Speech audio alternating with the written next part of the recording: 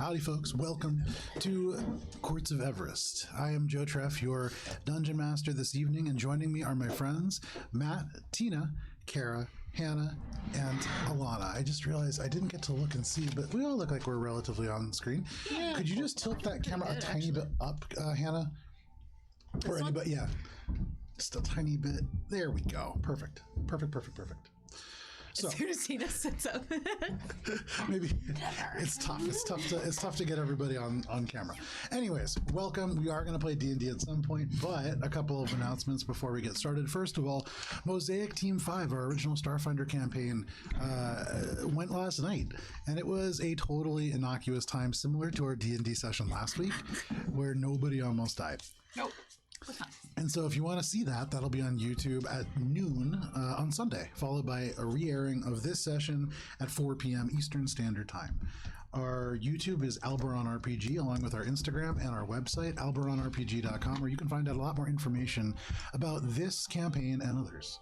And then next week, we are going to have a brand new theme song for Courts of Everest that is coming from Arcane Anthems, and we appreciate that very much.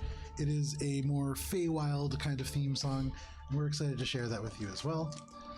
The final announcement is we have Sirenscape, a digital tool set for Dungeon Masters who want to add music like this sweeping emotional soundtrack. Or if you want to dial that down a little bit and do something like a nice real dramatic series of notes. I've been waiting to use that. It really hasn't come up yet, though. Sirenscape. Well, there's like a big reveal. Yeah. But the thing that, yeah. Anyways. Sirenscape is a digital toolset that you can use to customize sound sets and literally every single individual element you can tailor down to the way that you want it. They are not a sponsor, but Sirenscape is the toolset that I use. And a sponsor. One other cool thing is with our new overlay, there's all kinds of space when the players are on. Look at that. Look at all that space. And if you wanted to be a sponsor, your logo could go there. Right so there. Something to keep in mind. I did it. Work at alberonrpg.com. So, recap. Give me 1 second here. Ugh, do we have to listen to the recap? Oh, yeah. It makes Joe happy. It does. It makes me really happy. Yeah. My notes. Sadness. And that explains nothing. It's more just, I just want to like turtle up while it's being read. Silly me. How did I forget? Yeah, it was 4 lines that said, "Oh, I hope today is good." And as a spoiler, it wasn't. So, adventurers, last that we played, you had managed to take one of the grung amongst this camp captive, and you were able to ask them a number of questions. Alina, you took charge of this interrogation effort and definitely leaned into the bad cop role. You roughed this grung up, despite the fact that they really complied with everything that you said. It was so much fun, though. And then disgustedly left with Ori to pick up the pieces. Ori, you played the good cop and managed to win over this individual's... Patty. Sorry? Patty. This individual's trust. Enough that they allowed you to learn their name. Not just Patty, but Lilypad. A little embarrassed was this grung of their name, as they were a bandit and did not want to be mocked for this. But Ori, you attempted to build up their confidence to questionable success. With all of that valuable information, you also learned that Direcroak, the poisoner that you are looking for, has proceeded on to the city of Petrichor, a city within the continent of Everest that phases between the Feywild and the material plane, but only when it rains. You all decided to head back to the Emerald Spire, an easy journey that you had taken before, some of you multiple times. And so you turned and progressed. Ori, I believe in your journal, you even wrote that you hoped for a pleasant return to the Emerald Spire, uneventful. So far, it had been going. Yeah. Pleasantly. The first part of the journey, Other half of the page. was a little overcast, and it did begin to rain. And aside from that, it was relatively uneventful. Yes. But Minka, as you walked through this area where the stones were piled high on either side and the rain now making these wet gray material almost indistinguishable from other things around, you noticed one boulder that was encrusted with various gems. You saw garnet and quartz and all kinds of things that really pulled you over. And though your companions did warn you, you said, no, these are different, and proceeded to immediately grab some of these out. When you lost purchase on one, you proceeded to crawl into the stones to retrieve it. And it was at that point that you discovered that gray ooze are indistinguishable from wet gray stone. As the stone itself began to transform and corrode any metal that you wore. In my defense, the gems were fine. The rocks were not fine. All of you were ambushed by these gray ooze that folded in from all sides, roughly 25% of the stone surface, rushing over. Minka, you transformed finally into a different constellation. You took the form of the archer, and almost immediately were overcome by these ooze, overtaken and went unconscious very, very early into the combat. Warlocks, you managed to hold off for a good amount of time, retreating and firing backwards, although each of you did take a tremendous amount of damage, with, I believe, Billy, you going unconscious at one point. No, that was me. Oh, that was you. Alina. I also from full health. Oh, look at We that. all had a quick bout took a of quick nap. unconsciousness. Over the course of this really combat, Counts. everybody took a nap. Sure. So you were doing so well that you took shifts and slept over the course of this combat.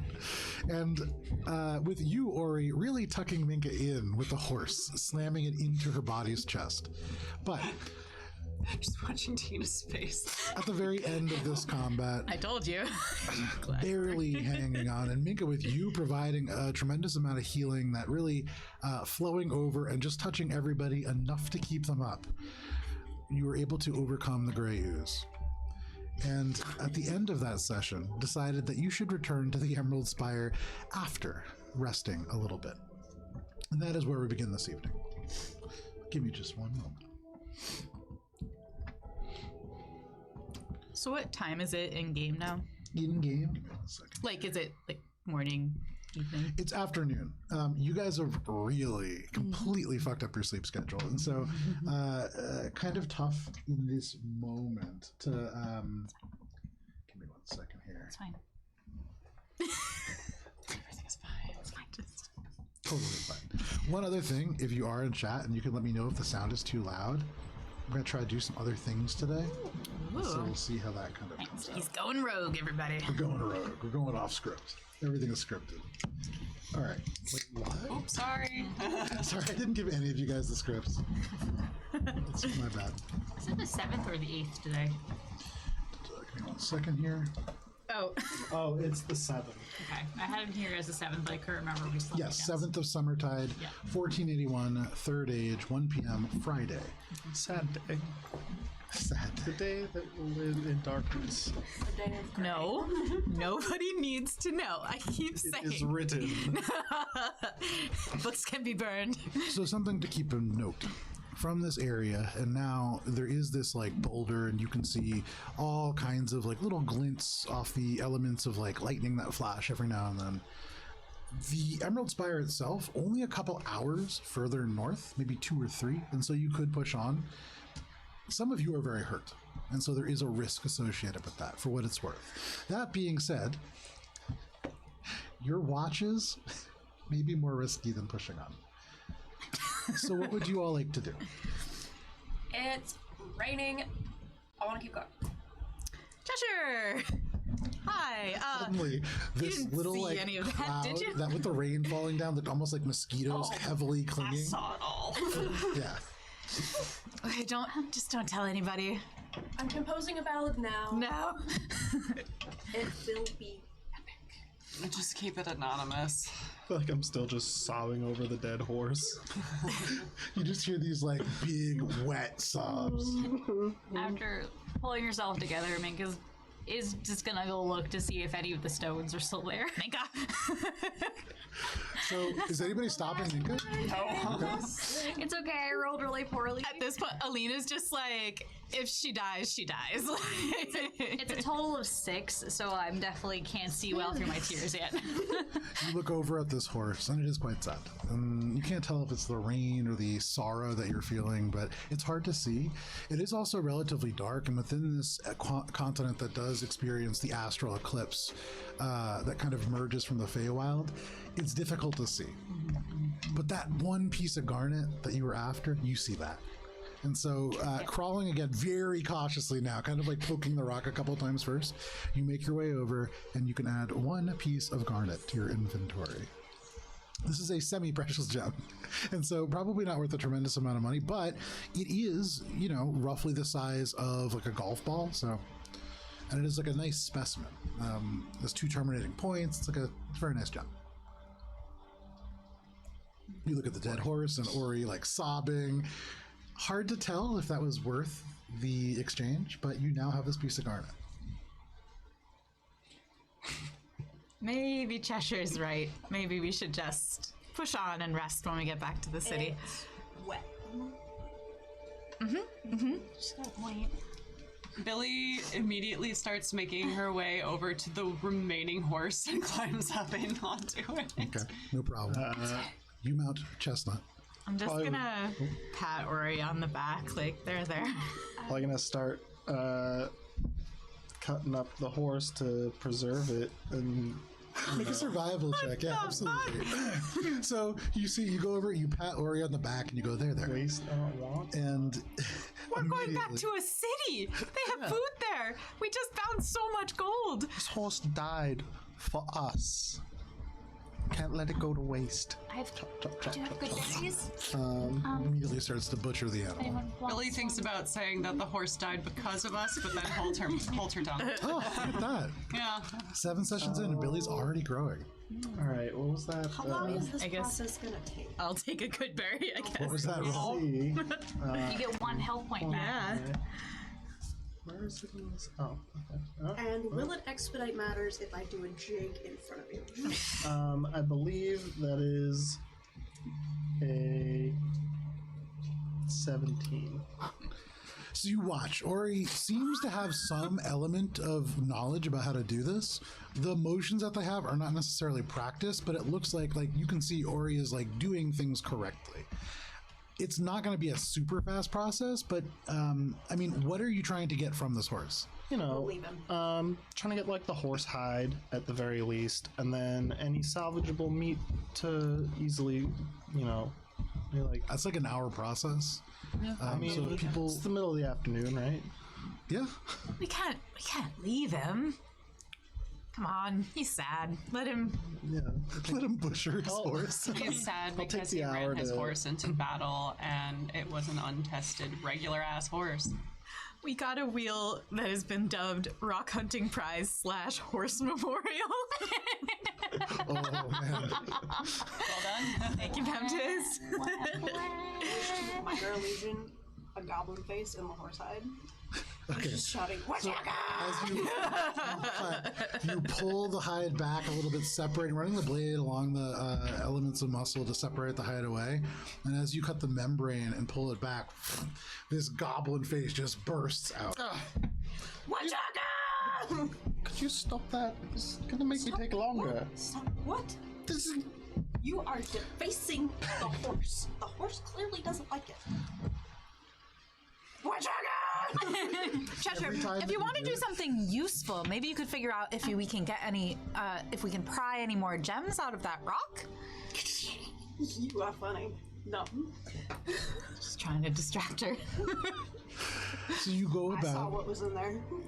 Is there anything that anybody is doing over the next hour and 10 minutes that it takes Ori to do this? Because 10 minutes is added on for the various goblin interruptions. Sleeping. Yeah, short resting would be great. Yeah. So slots. Continue Slots. talking for the 10 minutes. Okay. And I will pull out my panpipes and just kind of play around a little bit, but Song of Rest for everybody. Okay. Very nice. What does that do? I mean, Extra D6 if you use Could you play something HD. nice? For, oh yeah. something. You know, for the memorial. Please. Okay. The flute goes away. Now, you butcher this animal, and over the course of the next hour, you can add a horse hide Nice. and roughly 20 pounds of horse meat Nice. to your inventory. And the bones? I probably wouldn't keep the bones unless they were like. You have to like boil and clean. That's like a whole I wouldn't process. keep the bones. Yeah, no. that's a Leave the pretty big bones thing. to the scavengers. Okay, very kind. So you leave the bones to the scavengers, and after an hour, those of you who want to can mark off a short rest. Okay. Well, So now that we're all thoroughly soaked. We're already soaked for. I think since we're down horse, I could temporarily take the second horse for a little while. Take it? You mean ride it? No, I mean, she make us for the first time use actual wild shape. And so, all of a sudden, Minka, what do you look like now?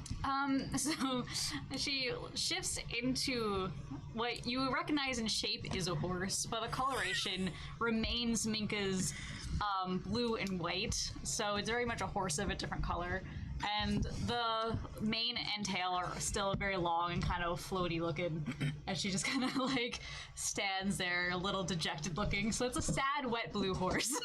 Oh. I sense this isn't the first time there's been a horse about you. So, if we ride on this horse, we are sitting on Minka. Beautiful. Minus the horn. Almost perfect, yeah. It's beautiful. Majestic. I love it. It's so beautiful. Can you put it up on the camera? You won't bring back my horse. I can do that. We know what we're doing. Here, somebody. This was planned. This is usually Dan's job. Yeah, putting the I thing know. up to the. There we go. There you go. There we go. Oh, that is Minka horse form. Oh, I love it. All right. Just get a whole bunch of animal minis and just paint them all blue. I have so many minis. Just throw But- glitter on them. Pretty much. So Alina's gonna be like, right, you can do that. Okay then. All right, and Alina's gonna like climb up onto Minka and give her a little scritch between the horse ears. Okay, no problem. You do so. That's the spot. Who's taking Chestnut? Billy's already. That is already there. So, without any other things to do, are you heading back to the Emerald Spire? What is your marching order? I guess now that I don't have a mount, I will be taking up the rear You walk, have parts of it in your bag. yeah, which I will sell in town There you go. for a fair fee. So you take up the rear. Billy will take the front. Billy, make a perception check.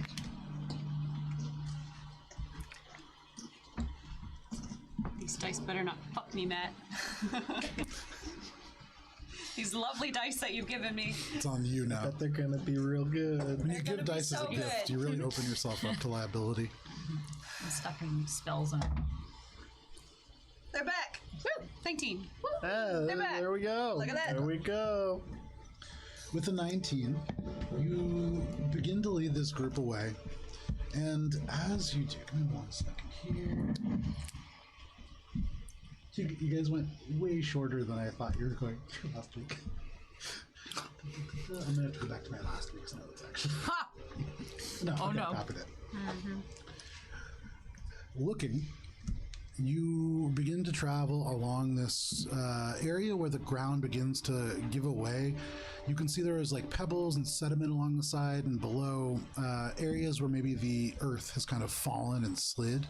And as it rains here, you can easily imagine as the horses trudge through this mud, that happening again. And as you walk along in an area that keeps you clear of the forest, a little bit more to the west than when you came in, this is, you come across an area where you can see, and it's really like a quick of lightning that lets you see up on a ridge line areas where the grass has slid down just a little ways, and you can see elements of mud and stones sticking up. And you would imagine this is really just kind of like this mountain slide waiting to happen. Your path would take you directly across this, but seeing it, if you wish, you can divert the party around. I know it's gonna add some time and give us more time in the rain, but this doesn't look so good. It's a possible mudslide, Ori. Alina trusts Billy implicitly, so she's going to steer Minka in the direction that she's indicating. Why not? We're already soaking. So despite the fact that there's this nice clear ridgeline, and then you can see the kind of path and the forest just beyond, you make your way around this kind of hill. Does it really look like it's gonna fall in? Make a survival check. Ooh. Was gonna be good until it wasn't. That is a 7. Billy's been kind of a dick to you before, and so it's very possible you can kind of you just have to kill this horse and you're having a bad day. This might be Billy just making you walk through the rain for no real reason, but it's kind of hard to tell. You look and you can't see anything that indicates a landslide. That being said, your party is leaving you. Come on, Ori. We'll be home before you know it. You better hurry up. We couldn't leave you before. So you hurry up to your party. No problem. Another 30 minutes goes by, and through the rain materializes this huge mountain, and after a little bit longer you can see just the edges of the facet of warmth that faces over the kind of cliffside. And winding around, you eventually reach this tower. A little bit less traffic here with all the rain happening, but there are people now closer to 3 or 4 in the afternoon. There are merchants coming through, everybody just kind of bundled up, trying to get to where they're going. About now would probably be when the horse form drops. Okay. A little warning. Oh, sorry. I don't use it very often. Okay. And so suddenly it's just Mingo on the ground, and Alina, you're just sprawled out over, yeah, great, in the mud. Yeah. All right. Well, gonna go No shortage of entertainment. sell this in market, and then maybe go to the armored Cuttlefish for a drink. If anyone would like to meet me there. You had me a drink. No. Yep. Sounds good. I was hoping to buy some armor now that we've had a little payday. All right. To the market then. Yeah, Okay. can't hurt. You make your way up this kind of tower staircase. Probably can't hurt. That's a good point. You probably shouldn't assume. So, you make your way up this brief staircase and then into the Emerald Spire proper. This huge tower of magical emerald that organically grows and shapes itself to this huge form. There are tens of thousands, maybe hundreds of thousands of people that live within these walls. A huge vertical structure. But you make your way up. Give me one moment here. All right. Turn down my watery music. That's what it's called. Nice. Yeah. Now that you say that, it does feel pretty watery. Right? It feels so damp. I feel like I'm in the inner sanctum of Zora's domain. You walk in, and there are people who sort of coming in from the rain. Mostly as you enter in, you'd come into the warm and welcome way, and you'd sort of seen it as this place lit with lavender triangles that have, or lavender lanterns that are triangular shaped and float here and there to provide light. But now with the rain coming down and it's much darker in this space, it is a little bit here and there with like people moving up through the reflecting facets, not as much light, and so the translucent place is becoming a little bit more opaque. You don't see people walking through these hallways. You're seeing like shadows pass through, almost through walls, it feels like at times. And so there are areas where it is a little bit more unnerving when it rains. But you can see some familiar sights. You see Crystal Crest, this candy shop run by a furbolg off to the left. And as you walk a little bit further, you do come to a place where there is a sign that has a manticore. Though poorly painted, it appears as if it's wincing. There are many shops here. What is it that you guys are looking to go to, or where are you looking to go? Probably going to like a hunting shop to sell off, or like a wild meats. Emporium. You know, a place that would have need for rare and exotic. That's a tough one. That's a tough one. And, I'll give you like that. selling a horse hide, you sell that to like a tanner or something. Cool. Make a survival check. I'm going to the exotic meatery, of course. You know, those things are Is there just anywhere? readily available. Is there anywhere reasonable that anybody wants to go? Armor store? I was gonna say tanners for armor. Well, I was gonna meet you there an after I herbalist. sold this horse meat. Find one. There's You probably do herbalist. you put a lot of work into slaughtering that horse, and by God, you deserve your payday. A 14. You think about what you know about the Emerald Spire, and weirdly, Trying to sell- never have you inquired about the exotic meat capacity of this place. You don't really know where that might be, although thinking about the things that you do know about this place. I guess like a place that could use it for, you know, feeding other animals. Like, you know. Getting grim, okay. Well, you know, know waste of a not, want place not. That is very animal-centric. The Emerald Spire actually a number of years ago banned the technical ownership of animals in the way that many rangers across Elberon have kind of kept them. There needs to be, in order to keep an animal, like more of a partnership. And there's a lot of laws that protect animals in the Emerald Spire.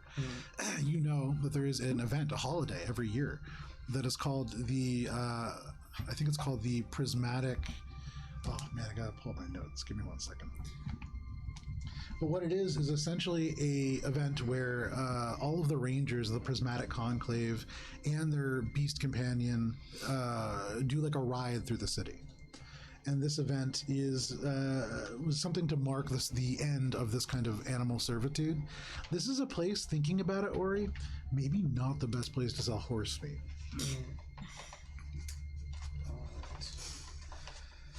Guess I'll just sell it on the road later. Little road horse. I've never hurt anybody. We can get some salt. Yeah.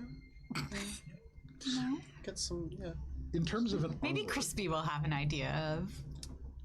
You've seen two armorers over the course of your walking here. On this road alone, there is Tomgar's Anvil, which, looking at it, it's like a little bit more of like a worksman kind of place. Although here on the main street, obviously still has some element of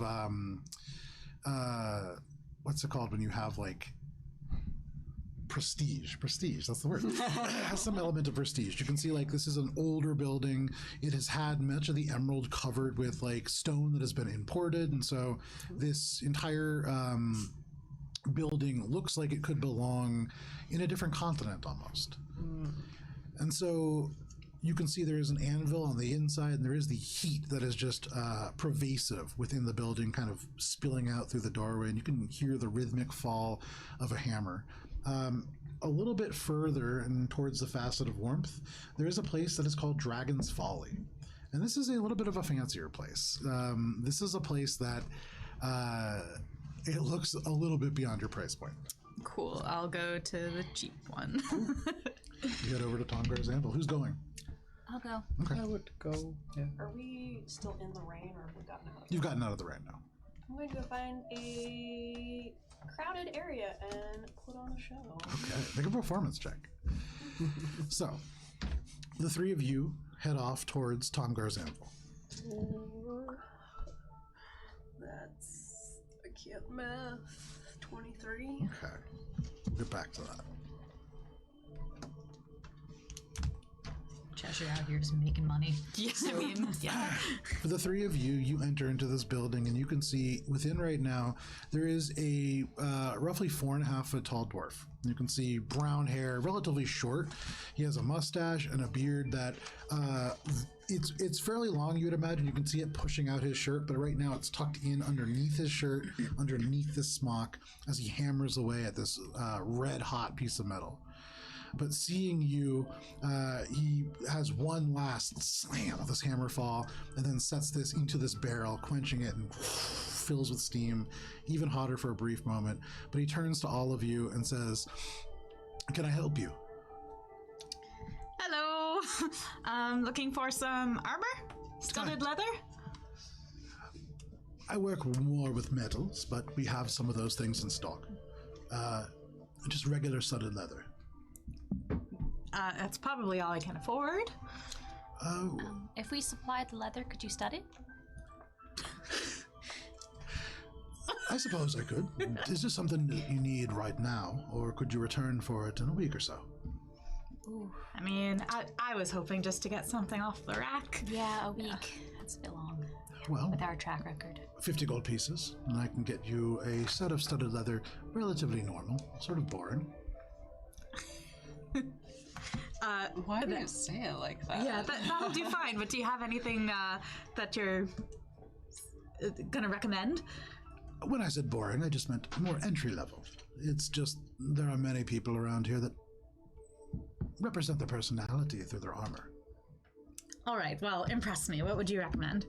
Well, I would recommend a customized set of studded leather armor for 75 gold pieces. And if you have heraldry, if you have a god or something of that nature that you want placed upon it, we can do that.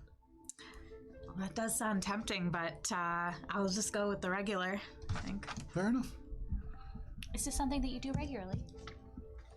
Do what now? The customizing, or is it like a... Yeah, well, when there's customers that want it. Okay.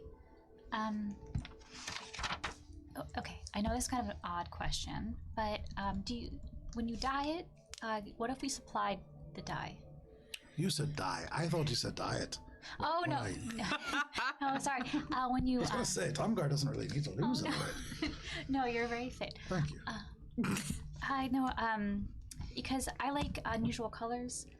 I just don't know if you would have anything that would, like in the, I don't know, like the bright blues. Come up with something. Bright blue. It kind of like looks you up and down. Might need to call a friend and get something a little bit more vibrant, but we could do that. Okay. I can't do it right now, but I'll keep it in mind and hopefully come back with something more interesting. Very well. And what about you? Billy's like looking around, kind of like poking at the some of the like chainmail that's like hanging around and like listening to the noise it makes. It makes a noise very similar to chainmail. Yeah. You poke this chain shirt, and it sounds very similar to the chainmail. He looks and just kind of says, "I'm sorry. Have you lost something or?" No, I was just hoping it'd be quieter. Quieter. Well, it's made out of metal. If you want something from leather, that's a little bit quieter. Yeah. I'll get a studded leather too. No need for frills. All right. So 45 gold from each of you. You said 50 before. Not complaining. No, well, it should be 40. Joe said 50. Yeah, I know. Trying to upcharge. I thought I was being cheated, honestly, Bring but my business elsewhere. It should be 45. No. So the list price in the player's guide, I believe, is 45. it is. Yeah. And in Dominion, there's an upcharge for things because there's a ban on magical items, and so the process of making things is a little bit more expensive. But you may have noticed things are a lot cheaper in Everest in general. But no problem. You get your studded leather for 45 gold pieces. Can I still wear my cloak on top of it? Yeah, absolutely. I just want to double check. So, as you do this, Cheshire, you find an area out in this crowd where there's a number of people. It's almost like in the same way that we have like public fountains and things like that. When it rains here, there are areas where these large kind of communal fires light up and people are able to gather and kind of dry off, especially around the entrance. And the entrance itself, huge point of commerce. There's always people there. Wonderful. So what kind of a show are you putting on? Well, march into the center of the crowd and immediately minor illusions and fireworks. Okay, so all over the place, fireworks go off. And there's gonna be some dancing and some music and some general performance. Absolutely. Okay, no problem. With the occasional, perhaps looking for a loose pocket. Okay. So go ahead, make a sleight of hand check. You begin to play this flute. Little fireworks go off here and there, and give me one Let me change the music. More Cheshire appropriate. Oh no, you know what? Hang on, I got something better. Okay. So you begin by putting out this minor illusion. Fireworks go off. There's a few kind of like murmurs, but this is the Emerald Spire. This is a literal spire, a city built of organic crystal. And so it takes a little bit more than that. But layering elements of illusions, and you begin to play your flute and minor illusion, another sound, so they end up weaving over each other. You start to attract a little bit more of a crowd. Dancing lights here and there. Nice. Yeah. A few little lights, and they begin to tell a story where there's like one slightly bigger light and the other lights merge out of it. And there's like a whole, maybe like an allegory there. You can hear this guy who's like trying to tell everybody a story. And he's like holding out a hat, and like other people are like, no, get out of the way. Louder. Yeah. Shut up, I can't hear the dancing lights. First of all, you can add 3 gold pieces to your inventory. Yay. What was your sleight of hand check? 25. So what are you looking for? Anything that appears shiny and unguarded, Okay. or could be used for Fun having. fun having later. Fun having later. Okay. So as you are kind of performing and everybody begins to cheer, there are people who are like throwing gold coins or probably silver coins really into this little like, what do you put out? What is your busking implement here? It's like a little felt bag. Okay. It opens up real wide. Fantastic. So it looks small and then it just bigger on the inside almost. And as you pull it out and people are throwing things in there, you see in a flash through the crowd, there is somebody who is wearing a super gaudy ring. This ring looks as if it has some kind of element of citrine perhaps on it that is well cut, well cared for, well maintained, and it's set on a gold ring. In and of itself, relatively valuable. And you can see probably not the individual it was meant for, as it is quite loose on their finger. And you begin to watch as you play. It seems like they're really into the dancing lights. So you pull them across the crowd, and all of a sudden they're like bobbing around his head. He begins to clap and cheer, and you can see the ring get looser and looser. And in this brief moment where it almost slides past that knuckle, one of the lights dips down especially low, and he lunges out to grab it. And in that moment, the ring disappears off his finger and is now in your inventory. For the 3 of you, is there anything else that you're doing within this blacksmith place, or are you going anywhere else? Billy would probably attempt to head to the Cuttlefish early. Okay. Try and beat Ori there. Okay. Ori, what are you doing? I would probably go to like a Fletcher, I guess. Okay. Mika? An herbalist. Right. Okay. Fletcher is arrows, right? Start with that. I'm gonna go with Ori because I picked up a short bow along the way, but I don't have that many arrows. So what we can Take do... arrows. I'm gonna get a new bow. Try to get a long bow. I'll just tag along. I don't know. Fancy. That is fancy. For an herbalist, Yes. it is not too hard to find herbalists, although you do need to venture a little further into the Emerald Spire. Give me 1 second here. So making your way eventually to this place that is known as the Issamal Bazaar.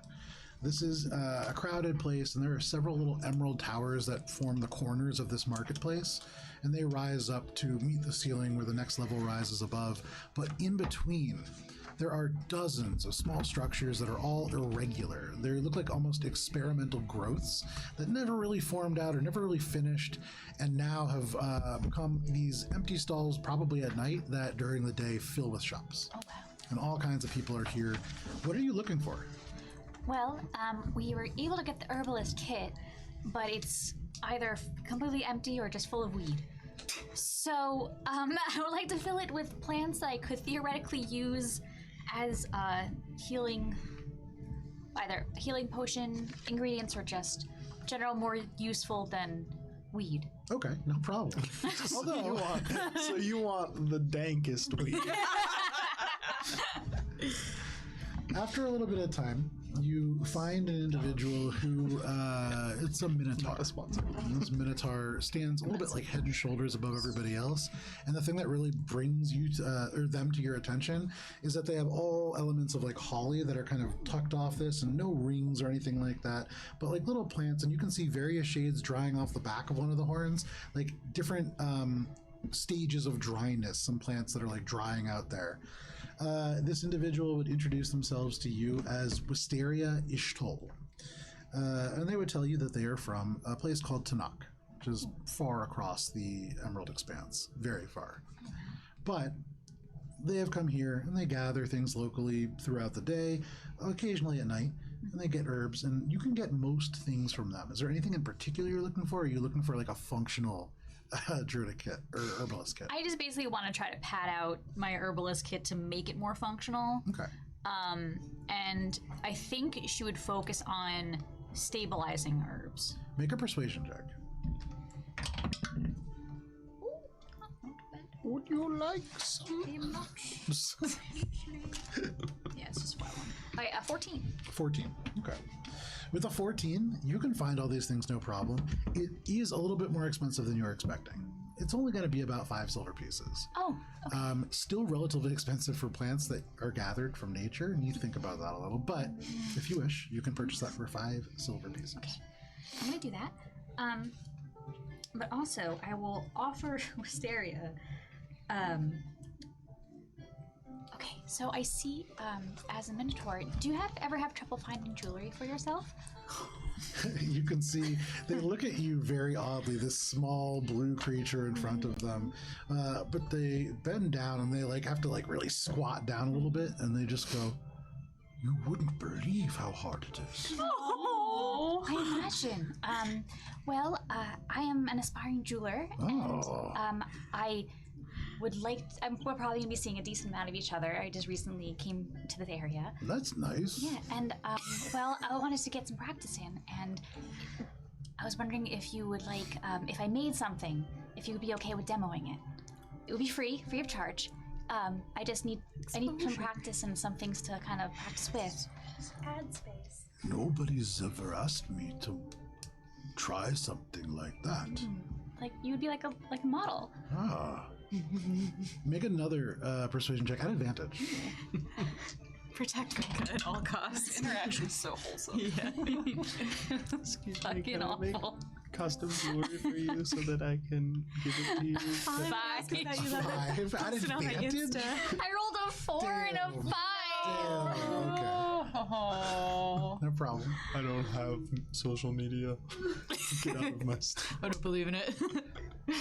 I wish I could do something for you, but I am a simple gatherer of herbs. Maybe in the future I could help you. Okay. Well, I'll keep it in mind. Like I said, I'll probably be back around. Okay. So, but yeah. Oh, do you have any like favorite colors or anything? Kind of looks around, and then after a brief moment, they point. And when they point, they're huge. This is a person standing almost like 7.5 feet tall. And so when they point, like somebody has to duck out of the way, and people like part trying not to be pointed at by this person because they are a little bit intimidating looking. But as like the crowd separates and like it zooms in, you can see this little purple grung. They're wearing like overalls. It looks like they're like on their way to go. Like they have a little like, it looks like a little lunch pail on a stick that's like hung over. And they're headed out. They're wearing boots, like headed out into the rain, probably to do something similar to what this individual does. And they just say, "That shade of purple is stunning." Oh wow, that is a really beautiful shade. Ah, Okay, and so she's gonna try to mentally note the shade. okay. And then be like, well, thank you so much, Wisteria, and I hope you have a nice day, and I guess stay dry. Thank you. You as well. Thank you. And she kind of heads to the Cuttlefish to meet up with everyone else. No problem. Okay. Billy, you are going to the Cuttlefish first. Yes. Okay. So heading to the armored Cuttlefish. Then we will... Actually, because this will probably take a little bit longer, for this Fletcher. Give me 1 second here. Do you want the Minotaur and that grunt to get together now? Oh. Oh my. I think, I mean, you gotta go out. Fanfic. Oh, boy. Ship it. Okay, so heading actually a little bit even further into the Emerald Spire, you would actually pass through the Isamal Bazaar, and you make your way past a place called Woestone, which is a place of pretty high renown. This is in Everest one of the more famous blacksmiths, and so even more so than that place in the Warm and Welcome Way. When you look at the weaponry in this place, this is gleaming. This is the kind of stuff that you see in fantasy art. This is like, there are pommels that are shaped like roaring animals, and you can see shields that reflect the light so brightly you would imagine they may impose disadvantage. These are like, there are certainly magical elements within this shop. But right next to it, almost comically, with this grand two-story store, it's very, do you guys know the Spite House? Yeah. So there's a house, I believe, in England, and it was built to fill like an area about this wide, and it was to take advantage of like a zoning issue, and so this is like that. Between this like beautiful structure of organic emerald and another that's been layered with elements of wood, there is a tiny little stone hovel. And here you can see a little sign that hangs out, and there is a relatively like poorly painted picture of a crossbow outside. The only real indicator that this might be what you're looking for. But Ori, as you approach, you can see within the window, which is regular glass, not like the very translucent emerald. Peering within, you can see like a relatively normal looking human, probably like a guy in his 40s. They seem to be at the moment working on creating more arrows and adding. Man, I'm forgetting all of my fletching words. Not quills. What are the feathers called? Not just fletches. Fletches. Is that really what they're called? No, I don't think that's true. Chat help. Someone Google it. They seem to be adding the feathers to these arrows. There are my words. So, entering in, talking to this individual whose name is Jace.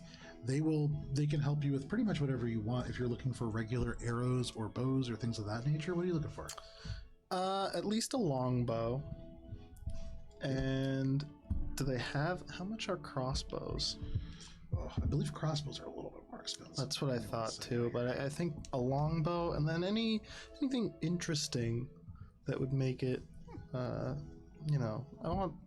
It's a longbow. We've got some extra money to spend to get a nice one. So I have a 43-page inventory for this stupid spire. Okay. You So weren't for lying. What? Matt wasn't lying. They are called fletches. Yeah. Oh, look at that. Nice. So if you're looking for a This is longbow, called a Fletcher.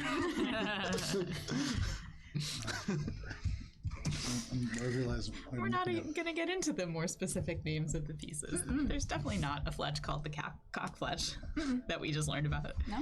We're learning all kinds of stuff today. Today we learned. Okay. Something for our ears. So no problem if you want. Achievement on the box. It's cock fletching. I believe a longbow, if I remember correctly. I'm going to look it up because all my prices are wrong. I'm realizing now.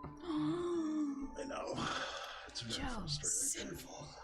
Okay. I was so In good. this complex, beautiful world, forget your own prices. Well, in Dominion, it was so simple because there is one overarching like political power, and so they, similar to America, they can fix prices, and so it was so easy. Would you say that they had dominion over the continent?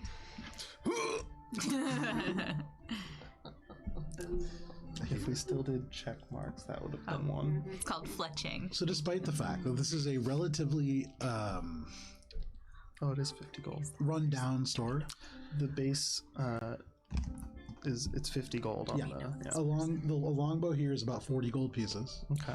And a crossbow here, if you're looking for something that is like a heavy crossbow, they do not sell hand crossbows. Heavy crossbows, almost 100 gold pieces. Okay. Yeah. Significantly more expensive. Those are two-handed boys.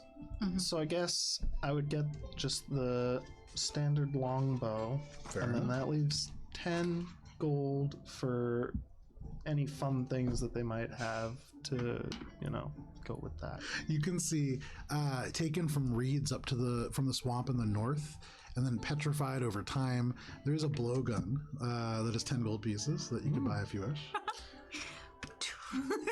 Are there any like interesting pieces of ammo that come with either the blowgun or that I could use with the longbow, like whistling arrows, stuff like that? I don't know, like arrows that I can pull fire. Make a persuasion check. Looking for some beans. Yeah, I want some fucking beans and shit. That's fair. How am I at persuasion? I'm about to find out. Hey, excuse me, can you 13? You look at this guy, essentially, Jace tells you that this was his father's store, essentially, and he, not like a passionate Fletcher by any means, not going to innovate and like build new stuff. He is trying to save up enough money to like get out of this place. So, father passed away? I mean, it's not really any of your business, but yeah. The old shop. Well, it's nice of you to keep it going for as long as you have. I don't want to. Well, but yeah, we should sell it sometime. I can't really afford to go anywhere else right now. There's not much space. Right. Well, thank you for the bow. Good luck. He bids you adieu. I'm glad that we did that. Wait, I want to buy some arrows.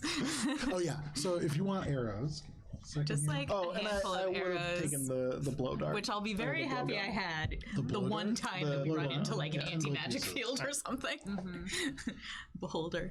okay. So Blowgun's fun. It's gonna be like years from now. We'll be fine. so a quiver of 10 arrows Sure. is 3 silver pieces. Cool. Deal. So you can mark off, and I mean they have a ton of arrows, so you can mark off however much you would like. I don't need many, just enough for, like I was saying, the a one rainy day. anti-magic Yeah. field in the future. Okay, so you have purchased your arrows, purchased your bows, And blowguns. and Billy, Two. you make your way to the armored Cuttlefish, intent on getting there before Ori for some reason. And Did the blowgun come with ammo? yeah, actually, he would have thrown in fast darts. Time, you know. Spitballs. It's actually just a real simple flute. Now I just need the beans. Oh no, this is actually Soga King's backstory. Oh no! Later, we go into a store and there's a shining gold mask with a long nose on the wall. What land did you say you were from again, good sir? All right. So, Billy, Right over there. Yeah. as you Threatening make us. your way through this dark, kind of like rain-swept city, you begin to look for the armored Cuttlefish. How are you finding it? You've never been there.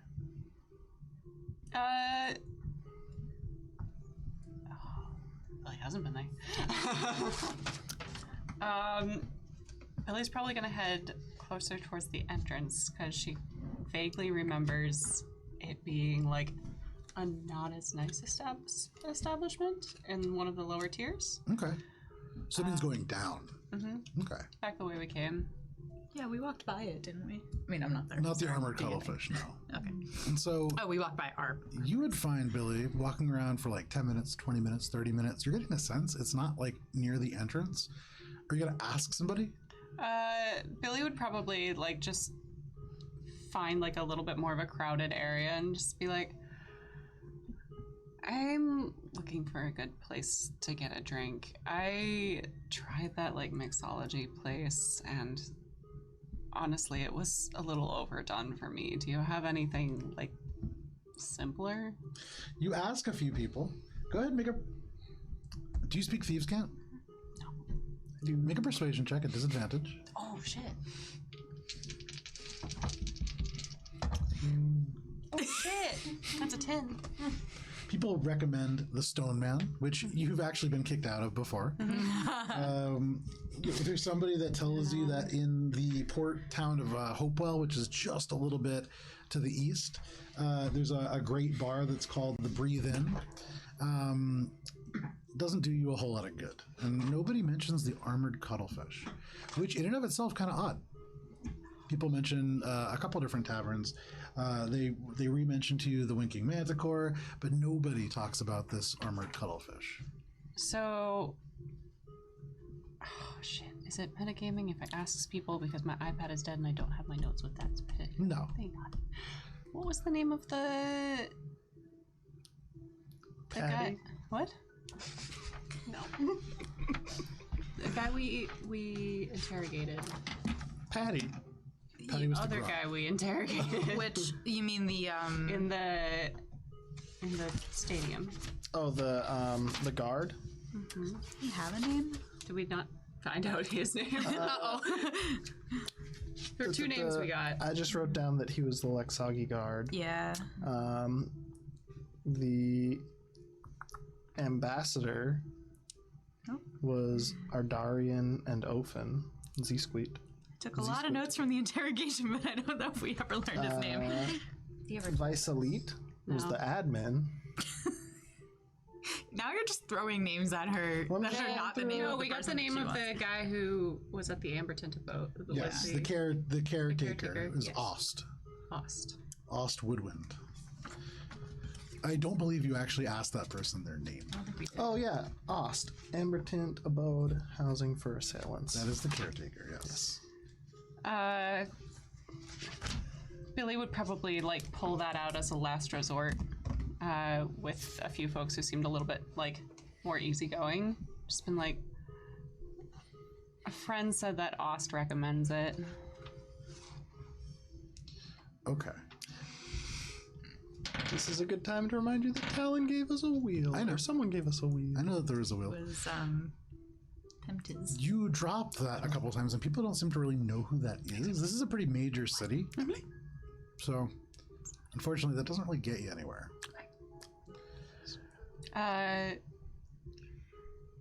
If like Billy's like tried for like an hour and a half, she's probably just gonna like start heading back towards the market and like keeping an eye open for like smaller groups congregated in alleyways Okay. as she's walking up. Yeah, Billy's getting the sense that this isn't like a well-known establishment that one just goes to. Sure. Make a perception check as you walk. For the rest of you, how are you getting to the Armored Cuttlefish, a place that none of you have been to or asked about? I would probably ask around. I would go ask Crispy, do have I think. Thieves' Cant. So. That's, I mean, sorry, Alina's gonna recommend. Shouldn't we just go ask Crispy? He knows everywhere. We walked Would right Crispy by. know? Why are you asking me? I'm trying to gauge how savvy Crispy is. Make an insight check at massive Because I mean, he did beat me. He's a pretty good drinker. I will know that. He The drew us a reason map that you are earlier. rolling a disadvantage is because most of your interactions were blackout drunk with them. It's a 15 for Billy. Yeah, all Alina remembers is that he drew us a map. Yes. So A 9 and a 6. So insight. That's still a 13. Kind of hard to tell. I mean, Crispy might know, but you can yeah, I ask suppose around, if you grab want to ask another- around. I think Minka would just wander around looking for a sign that looks like an armored cuttlefish, Good and then not seeing it most likely because it sounds like this place is pretty secret. Doesn't seem to be on this main street. No. Do I find Cheshire? Yes. As the crowd dies down, I would ask someone like, "Hey, looking for a drink? And got any recommendations?" Do you speak Thieves' Cant? I do. I do. Okay. I do. We will do. You being the person in the crowd around people, go ahead and make a persuasion check and make it at advantage.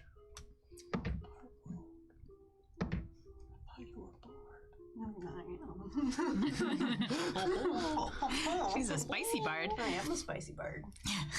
Is it persuasion? Yeah. 26. Okay. You kind of like ask that, and a few people give you different recommendations, and the crowd thins out. You hear about the Stone Man, the mixologist, you hear about all these different places. And when the crowd thins out, there's just one person left. They're human, tall. They look to be maybe in their late 20s, early 30s, and they're dressed in almost an entirely black suit. And they're very thin. almost to the point where when you look at them, your first instinct is to really wonder if they're maybe like a little sick. And they're very tall. They're almost like 6'6", 6'7", and they approach you. And approaching, he just says, "So you're looking for a drink?" I am. Huh. I think I know a place that you might be interested in. Tell me, do you know my Aunt Sally? Yes, we're quite good friends. Indeed. When was the last time that you saw her? Oh, it's been a little bit. We've been out of town, but perhaps a couple weeks ago. That would be acceptable. Come with me. And they turn and just begin to purposefully walk off. You follow? Okay. You make your way through these darkened streets. Are you telling your So party? you guys are together.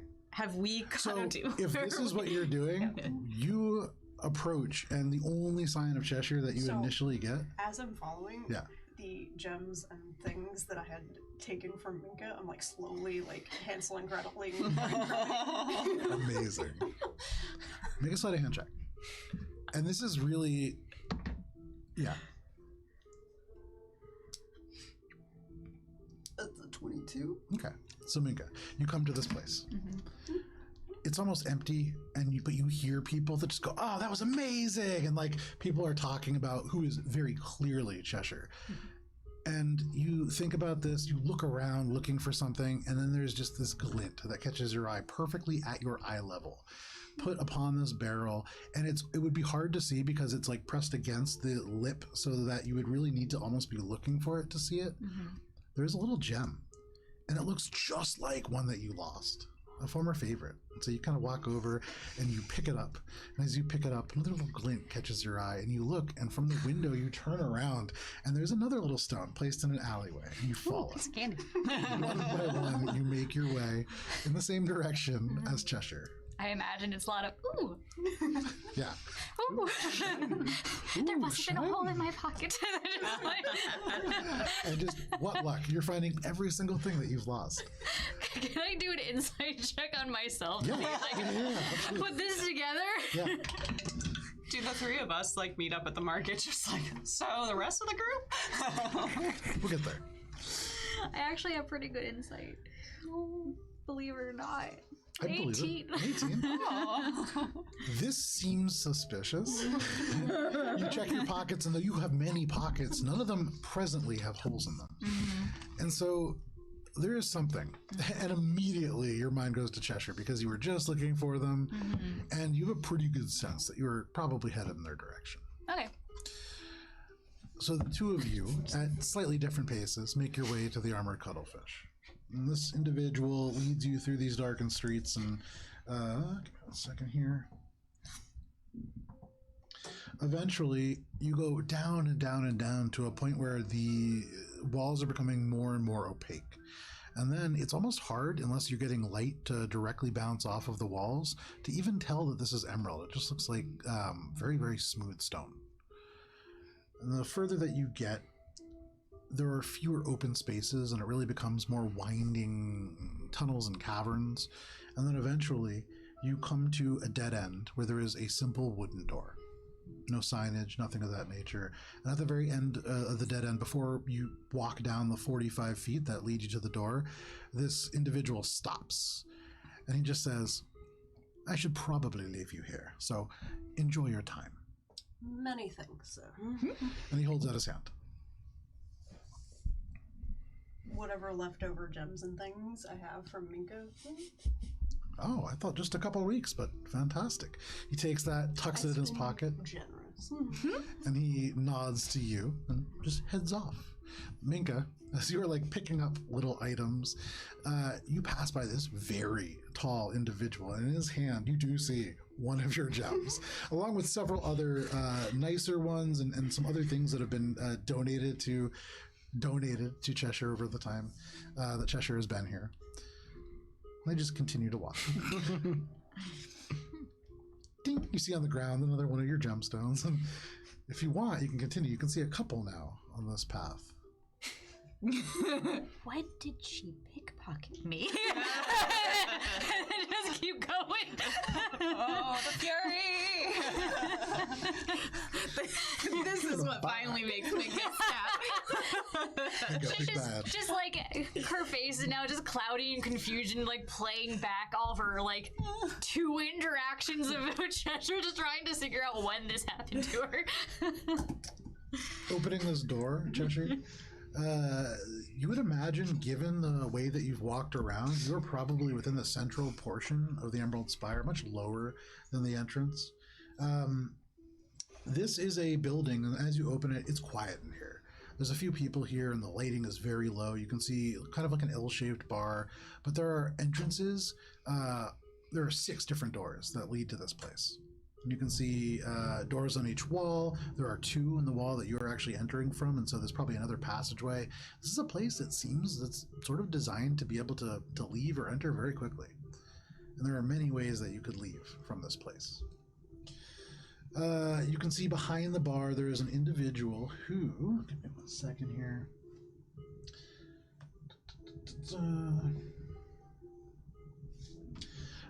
It's an elven individual. They're relatively well dressed, although the clothing is fine. You can tell just kind of because you're always looking for what people are wearing. But it's very simple. It's not designed to look ostentatious by any means. They turn to you, and though they look, they don't say anything, and they're maybe like 20 feet away from where you are now. Sliding in, just kind of opening the door. Garçon! Your finest ale! There is like the sound of all the chairs like scraping as people all turn to like and this elf looks at you very peculiarly, but just inclines their head and turns, and you can see 3 large kegs that begin to pull a beer. Minka, you round this corner and you see at the end of a dead end a door. This is the end of my breadcrumb trail. It is. Did I hear the loud garçon? I think you're a little bit further behind than that, and so probably not. Okay. So, seeing there's only 1 door, and this is the end of the trail, just gonna knock on the door.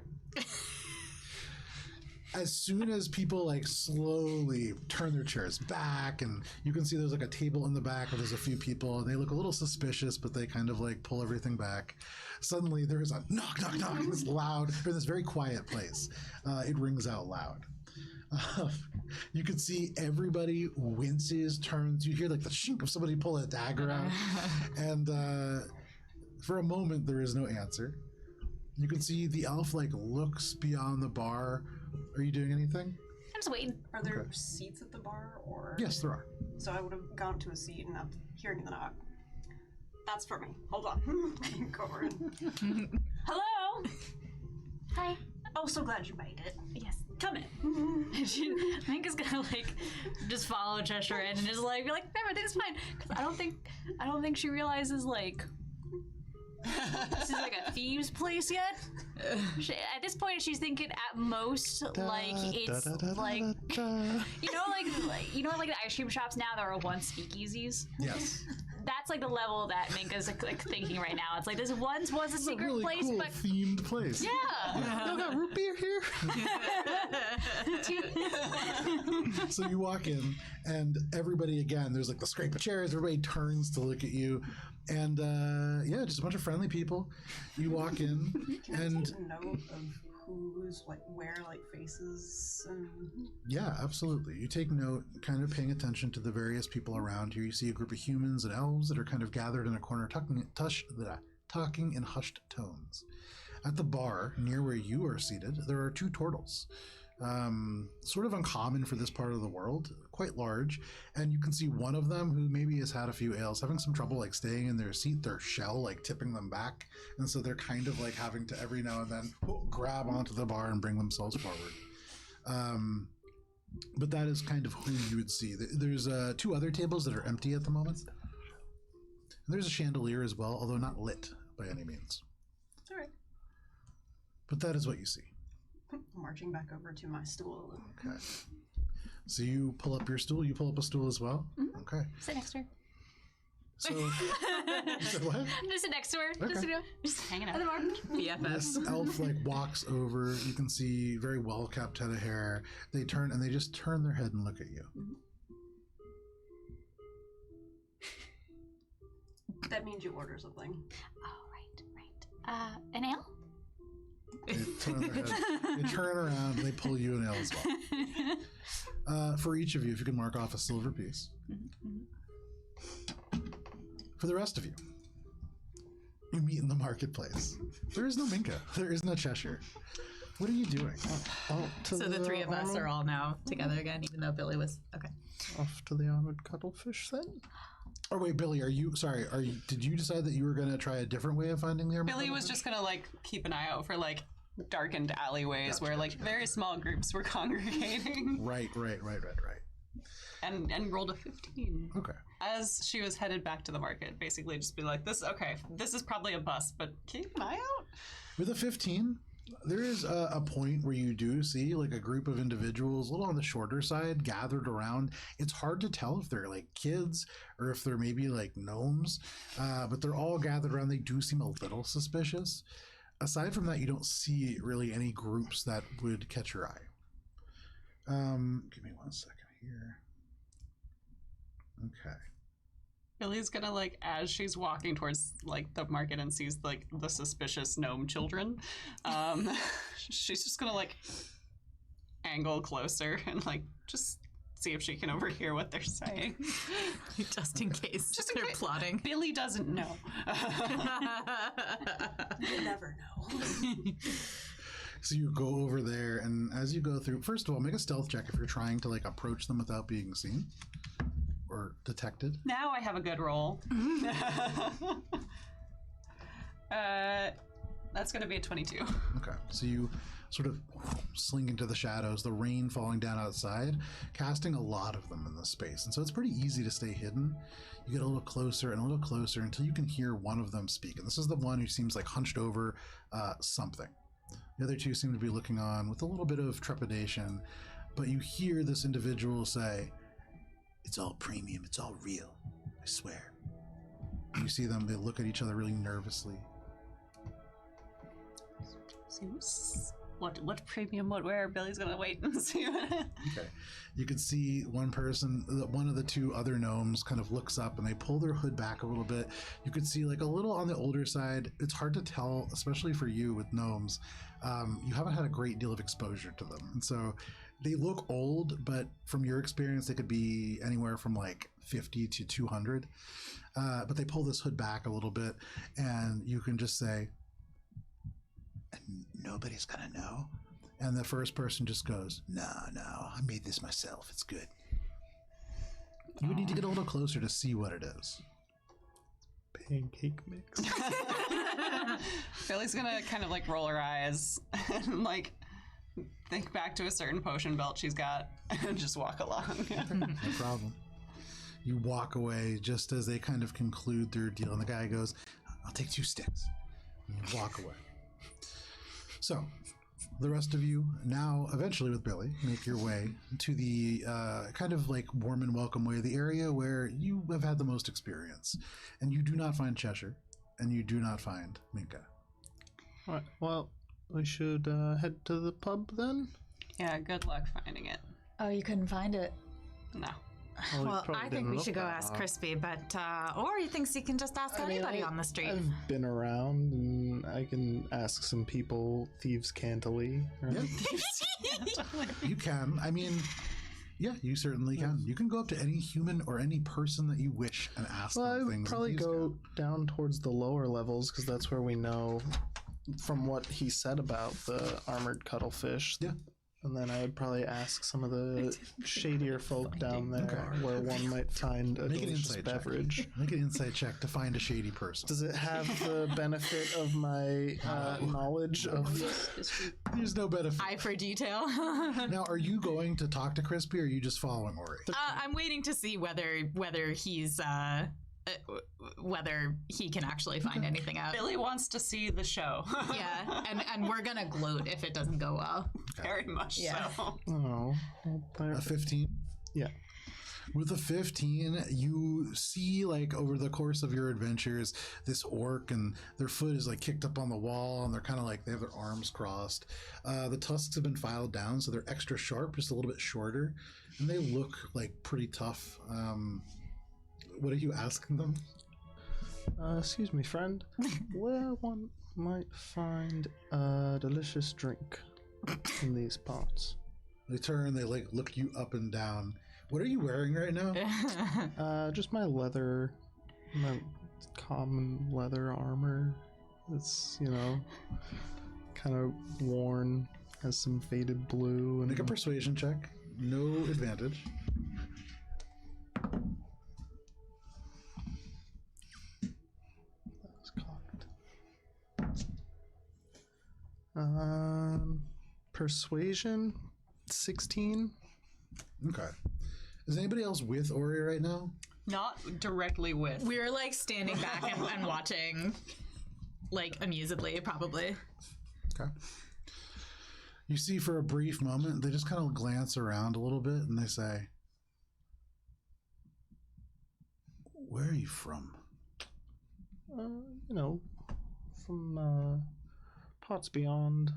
Here to see my Aunt Sally, but it's been a while. I hear she's not doing so well, so I came.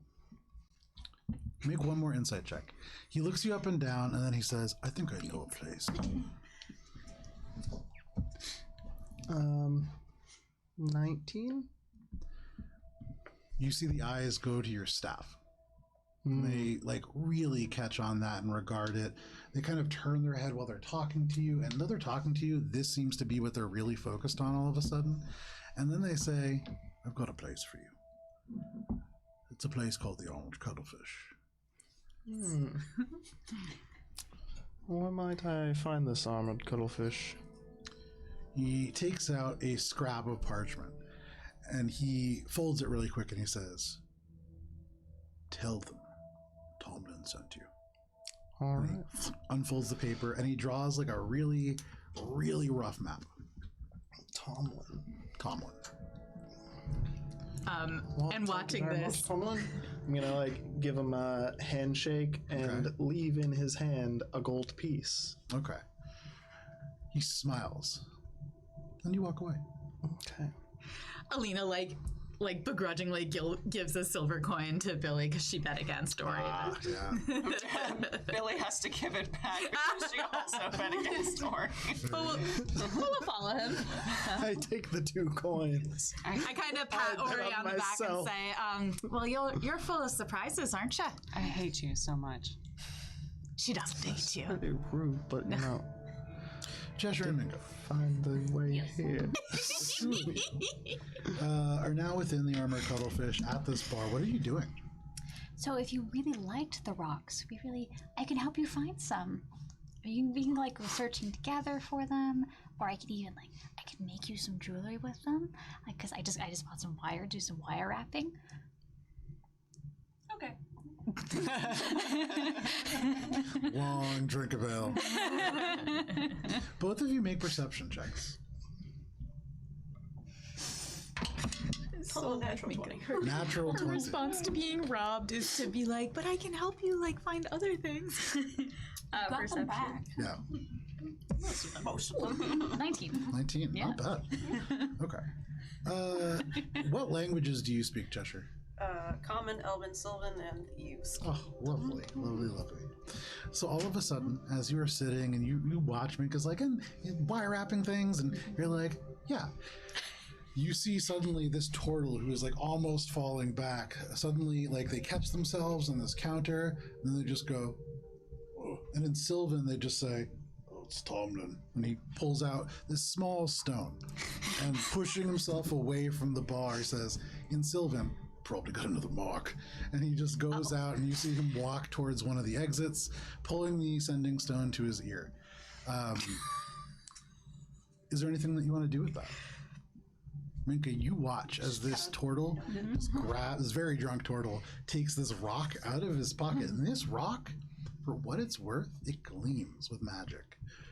You can see this arcane sigil on it, and it seems to have some magical element, but he says something. Do you speak Sylvan? I speak Druidic. He says something in a language that doesn't quite resonate with you, and then walks off. Does he look like he has anything else magical on him?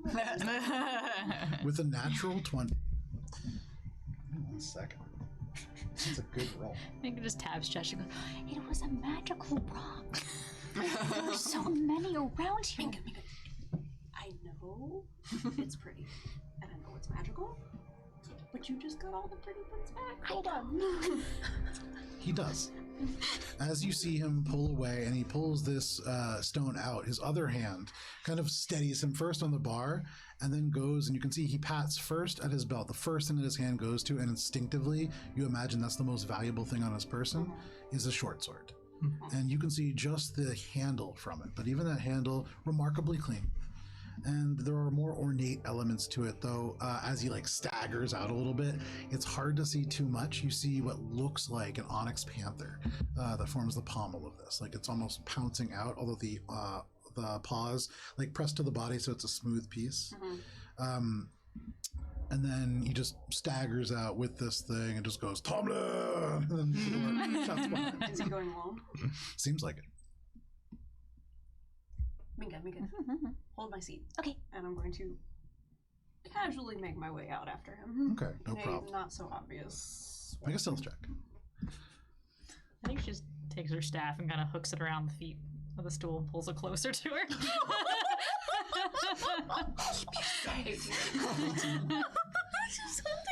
You push the chair in, and Minka like hooks it over, and you make your way out. For what it's worth, Minka, you paying attention to everybody, and with that perception check, you see the bartender kind of watch. Very quiet is this bartender. They don't say anything, but you make your way and follow. Are you all heading to the Armored Cuttlefish? Yeah. I think we are. You make your way through the streets following this map, and it is a very, though rough map, very direct.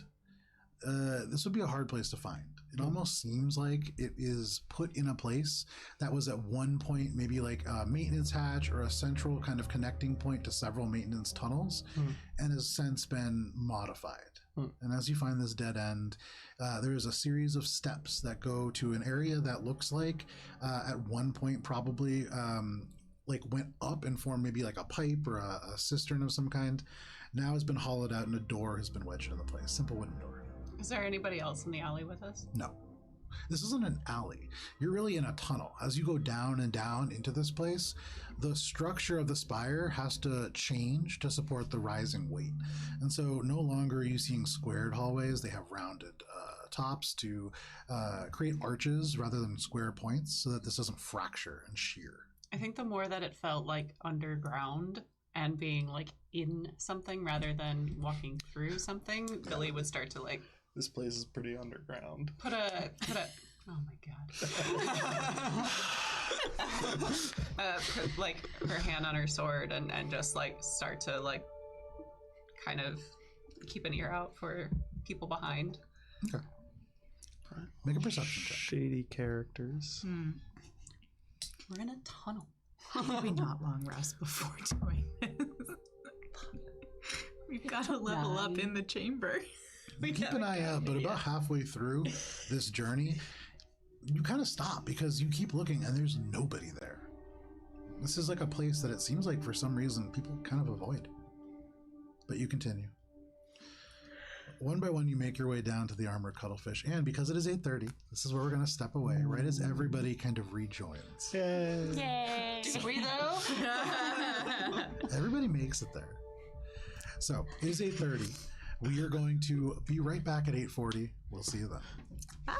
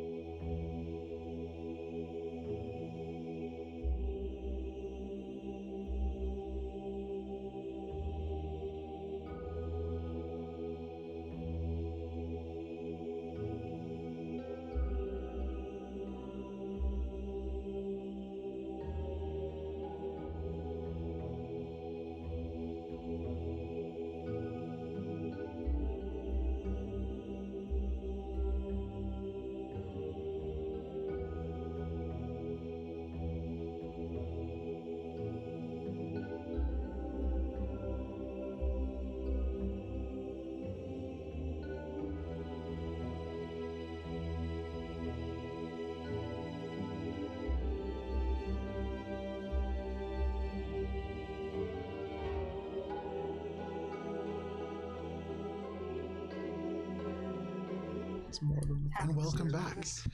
Thank you for sticking with us through the break, or welcome if you just joined us. We're going to jump right back into some D&D. we're jumping. Nothing bad is happening. Everything is great. Nothing is bad. Because everything is so great, would you like a little visual? Yeah! Yes. Give us the visual. Visual. I don't get why everyone just assumes that my character is a bumpkin and are trying to rob him. It's because of the adorable way that he talks. No, it's because of the fucking valuables. Okay. And the, it's the wait. How valuable is your staff?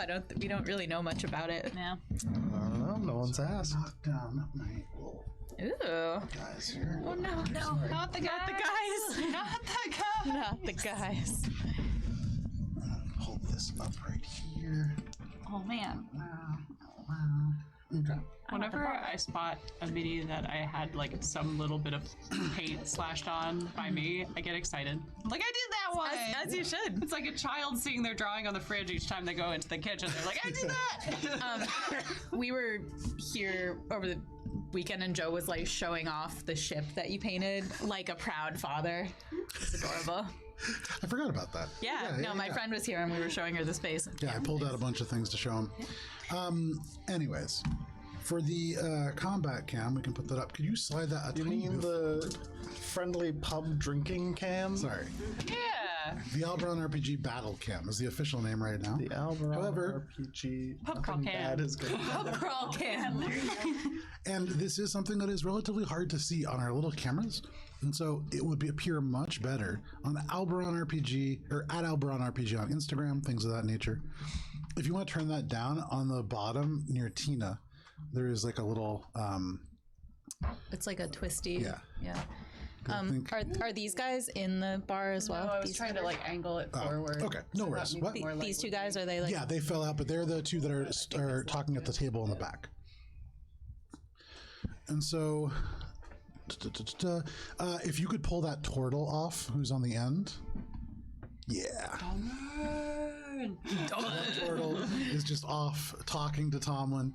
That is the turtle that you are following, yes. And so you walked out, in that direction. You are all entering near where that little table next to Hannah is. And so as you walk in, opening this door, you can see this very quiet, tall elf who is behind the bar. You can see this human who is kind of pulled up to one end, and an orc that is now walking up to the bar. Did we see Cheshire on the the No. turtle on the way in? So there are at least 6 entrances. Oh, okay. And so, Minka's at the bar. yeah. So those two are like out in that direction. You guys are coming in, and these are all like tunnels and caverns that are leading here. So you can't really see the other ones. Okay. So this is what you see. And you can see these individuals who are talking in the back. All these like chairs scrape, and then you see Minka just sitting at the bar with another stool just pulled up next to them. And what would you like to do? We'll walk over to Minka, like, hi. Oh, hi. You guys made it. Ah, Do we have? Can I like roll to see if Insight check. do I have an accurate understanding of the environment that we're Make an in? insight check, Minka. As you're like sitting there, there's like a bugbear that walks up and like orders a drink, and they're kind of standing next to you, just drinking this beer. There's a seat right in front of them, but they're not using it; they're just drinking. Go ahead and make an insight check as well. 9. 13. So this seems like maybe the midst of a pub crawl, and there are some normal individuals who are just having a drink. All right. Up to Minka we And go. Minka, who not as normal. A 9. This speakeasy's great. So all of these individuals, friendly though they may be, seem to be very enthusiastic about staying heavily armed and armored. Probably yeah. in terms of spreading cheer. You never know what kind of evildoers might come out of the woodwork. And so all of these like heavily tattooed, kind of dirty looking individuals, probably, stand-up people who have been fighting for the city's good. So that's what you see. Cheshire. You heading out into this alley, you can see this turtle who's holding onto this sending stone in Sylvan. They just go, "Hey, Tomlin," and they shut the door behind them, and you kind of slip in behind. You find in this like space, there's almost nothing kind of to hide behind, and in all of the entrances that all of you have seen, it's almost like they're purposefully keeping them clean so that people cannot like sneak up to this place. So it's hard, but luckily this turtle is quite drunk. And in Sylvan, they go, "Yeah, okay, so only one." And they turn and they see you just standing in this hallway. And then they go, "Wait a minute, I don't think they speak Sylvan." "What?" And they turn and you can hear they just go, "From the Magiocracy." "Okay, we'll get him." He puts the stone around. He walks through and he looks at you and he just goes, "Excuse me." And he just kind of like makes his way past you. Oh, yeah, no, You can see he kind of like stumbles a little bit and I would like to relieve him of his things if I can. make a sleight of hand check. Oh, excuse me. That's a natural 20. So He gets back in and he's naked somehow. So you can see as he walks in, there is this sword that his hand immediately went to, and this is probably something that is quite valuable. It has this sort of panther-looking hilt. He also has on his hip a fairly heavy-looking bag. And with the natural 20, you can pick one and be very confident that you're going to get away clean. Oh, bag.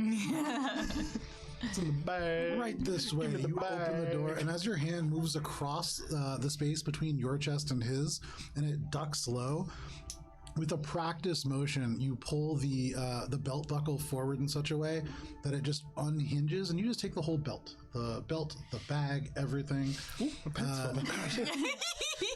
He's actually wearing several belts, which for turtles, not terribly uncommon. A lot of the clothes that they wear doesn't fit super great, especially here. And so he's wearing like 3 or 4 belts probably, but you take the one that this bag is attached to, no problem.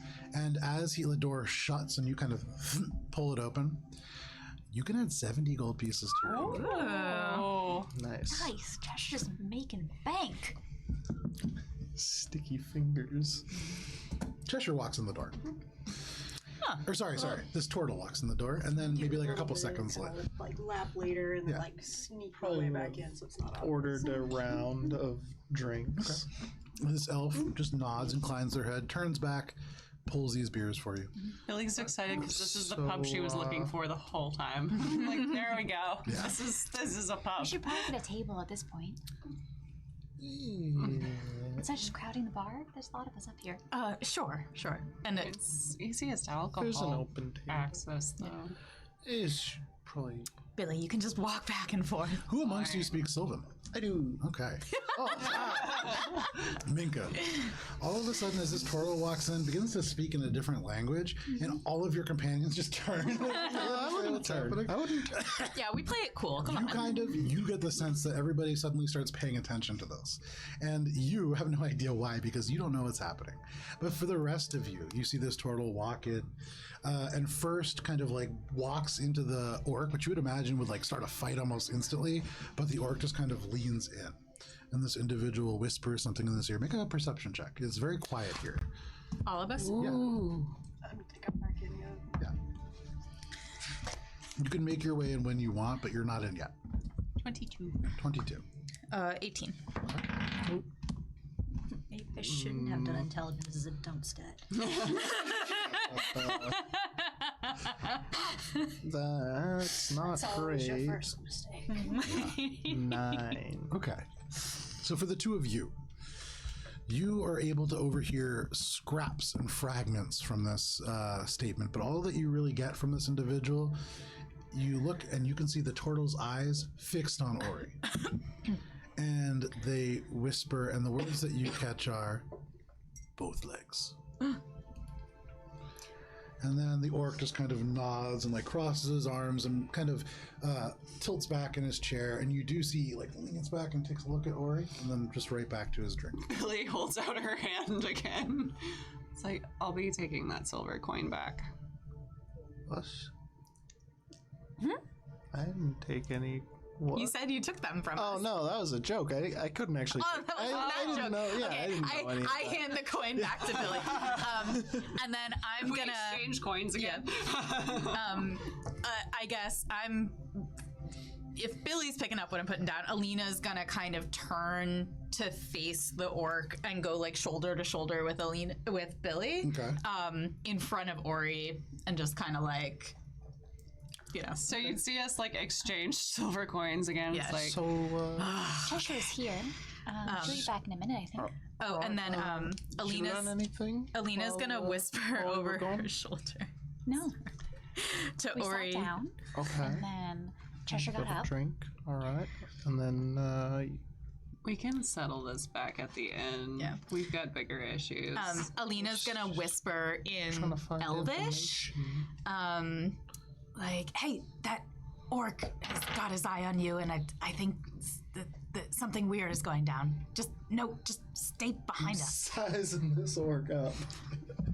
You're like, don't look, and then it goes. His little head like peeks up over Make an their insight shoulders. check. Minka, what was your insight check? Earlier? Yeah. 9. Okay. The bad one was 9. Poopy rolls tonight. That's a 15. A 15. You look at this orc. They're looking right at you, but as soon as you look, they avert their eyes. Something's up with that orc. And then you kind of look. The orc, they're wearing studded leather armor, and you can see elements and scraps of this like sky blue color that seems to be pretty prominent. You look past the very blue Minka, there's this bugbear who also wearing what is almost like a kilt of a very similar kind of color. And beginning to pick these things out, you see the turtle with something similar. You turn around and you can see the human who is now at the bar as well. Very similar coloration. So, how many are wearing this color, and is the color of any significance to me? 4. Okay. And I would say it's less the color and more that they're all matching. These seem to be maybe a coordinated group, but none of them are sitting together. Although, now that you are looking around, they seem to be forming a rough circle around you. Although, at this moment, most of them about 10 to 15 feet away. All right. Recognizing that things are about to get bad, I am preparing my bag of 1,000 ball bearings to spill in a radius around the, I guess not a radius, but like spill it out in this area to get the two at the bar if they try to make a move, make it difficult terrain of sorts. Okay. But still playing it cool and trying to do the like, once they make a move, catch them off guard. Okay. And plan the counterattack there. No problem. So your hand kind of drops down, and though you don't pull them out yet, you're ready Continue to being like, wield so- the ball bearings. How long has Cheshire been gone? Like, she left like a few minutes before you walked in. A few minutes. All right. Well, I suppose we can just finish our drinks here and wait till she comes back and be on our way. I guess. We just got here, though. What? Minka, you see the bugbear next to you. Their ale has been empty for a little bit. The elf walks over and kind of inclines their head in the way that you've seen them sort of ask people for drinks. And the bugbear just like shakes his head no, but he's still standing there. There's something weird going on now. All of a sudden, you're like, wait, this isn't a speakeasy. Lily's got her hand on her longsword again. Alina is my ready to rose-tinted cast glasses Eldritch fell Blast. off. Oh, man, again? This orc now sort of like looks over these much shorter individuals that are shoulder to shoulder over you. He's standing close to 6'2", and across the two of you, actually, he's going to probably just try to step straight between the two of you. You gonna do anything? I'm gonna. Between us two? Oh yeah, he's just gonna like put a hand on probably I would say your shoulder, Billy, and just like you would in like a crowded bar, just tries to like almost shove you out of the way. When he starts to do that is when I would make my move of I would like make it seem like I'm falling off the stool and like accidentally spilling the ball bearings, Okay. but sort of Time slows down. Getting- And in this moment, as this person tries to push past you, you see Billy begin to turn, like the elements of their skin beginning to shift tone. You see Ori begin to like turn and like bring this tall bear. Why doesn't everybody roll for initiative as this orc begins to go, why don't we go through a walk? And like, so no problem. All of you roll for initiative. Good people! A caravan awaits! All right. You need to put Oh on my some more god, I appropriate cannot roll initiative for. classism. So where are you coming in, Tina? Over here? Like over I think here? this area, like right around where. Wherever the door was. Yeah, wherever the I think it's on this there were wall multiple here or doors. this wall here. Wherever the door is that I was. I'm pretty sure the hallway was like boop where the turtle was out there talking. So which ones are the ones it's the blue based ones are the ones that are Yes, with the exception of the bartender, and that was just because I pulled a random mini because the one dropped behind the table when I was pulling them out. So this one, this one, this one, and that guy. Yeah. So the ones at the bar. So, for all of you, anybody with a natural 20? 25 to 20? Dirty 20. Dirty 20. 21 for Cheshire, 20 for Billy. 18 for me. Okay, so when I then say 20 to 15, 18 for Ori. Anybody else? 20 to 15? 15 to 10? 12. Ooh, 12 for Minka. Okay, 10 to 5? 8. Ooh. 8. Okay, so the way that this shakes now, Yikes. Cheshire will be going first, followed by Billy, followed by Ori, then Minka, then Alina. The entire group goes before this group. Oh, that's good. Nice. Followed by these blue-clad individuals, and then at the very end, with an initiative of 3, those not involved in the combat directly will get to move. So as everything slow motion happens, the first event to kick into place, the door slams open. Cheshire, what do you want to do? Good people! A caravan awaits! And, I assume the turtle kind of turns and looks at me at that point. Everybody probably turns and looks at you a little bit. And the entrance, just to be clear, the entrance that you're coming from is on the long side of the. Here? Yep. Here. Yes. Here? So you'd come in at some point, like near that table. Like in between here. Yeah.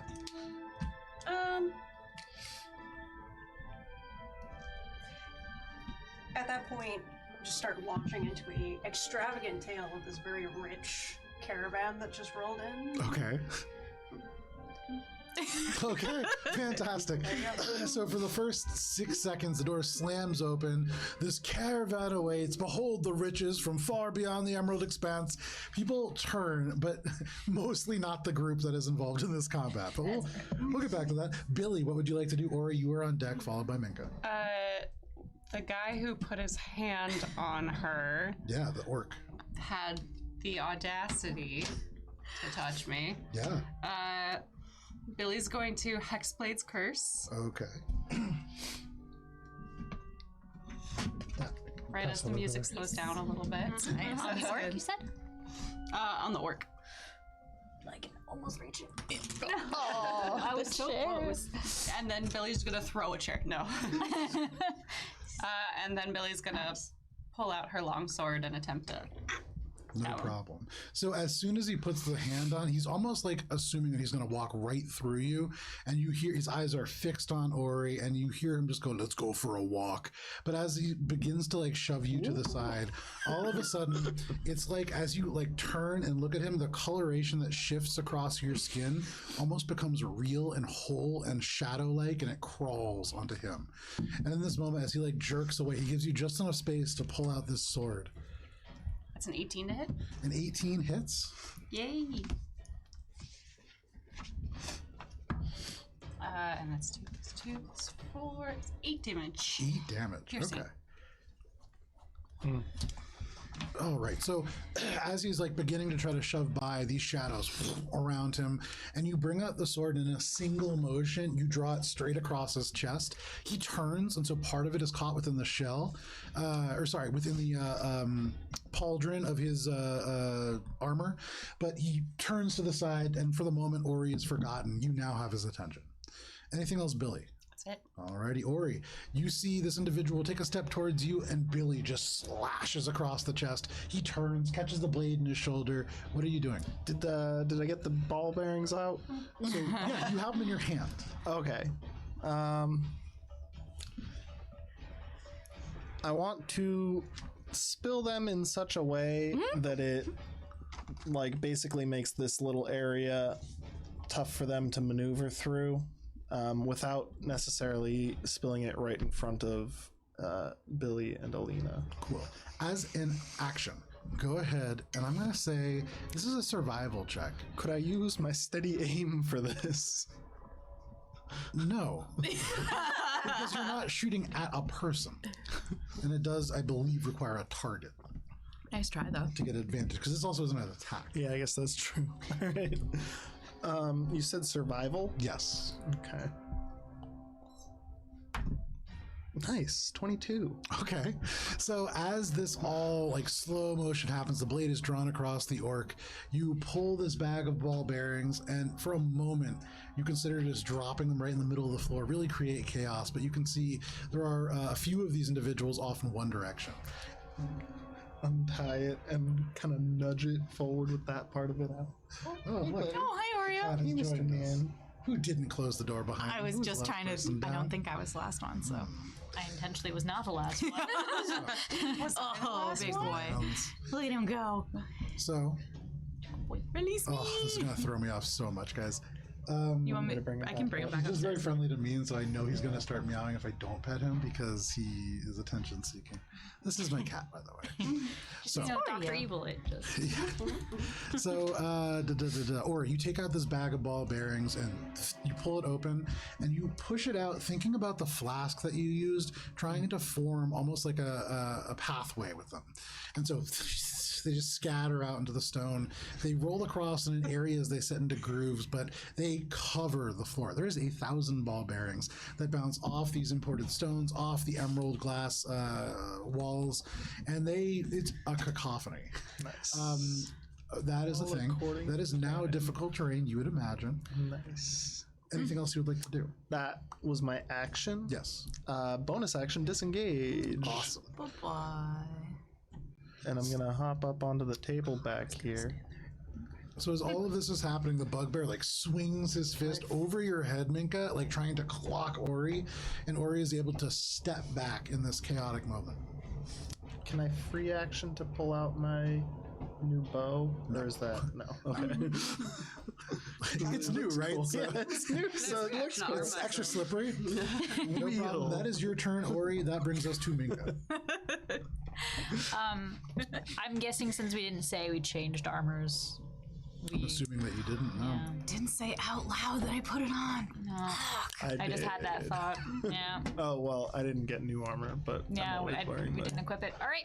So seeing chaos break out, Minka's gonna be like, "Oh man, again today," and then starry form and choose archer again. She's almost spent elsewhere. So it's archer or bust at this point.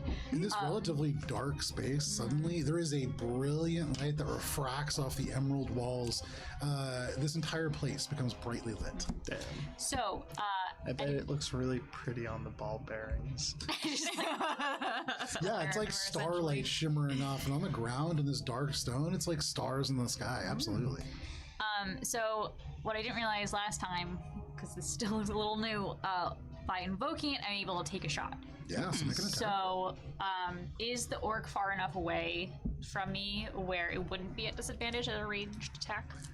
I think it's 10 feet, so yeah. Okay. It's like, I mean, it's not mechanically at Yes, disadvantage. that's- This is a type shot. Yeah. Yeah. Just so I know what I'm rolling. Yeah. Shot, probably missed because that was terrible. But that is a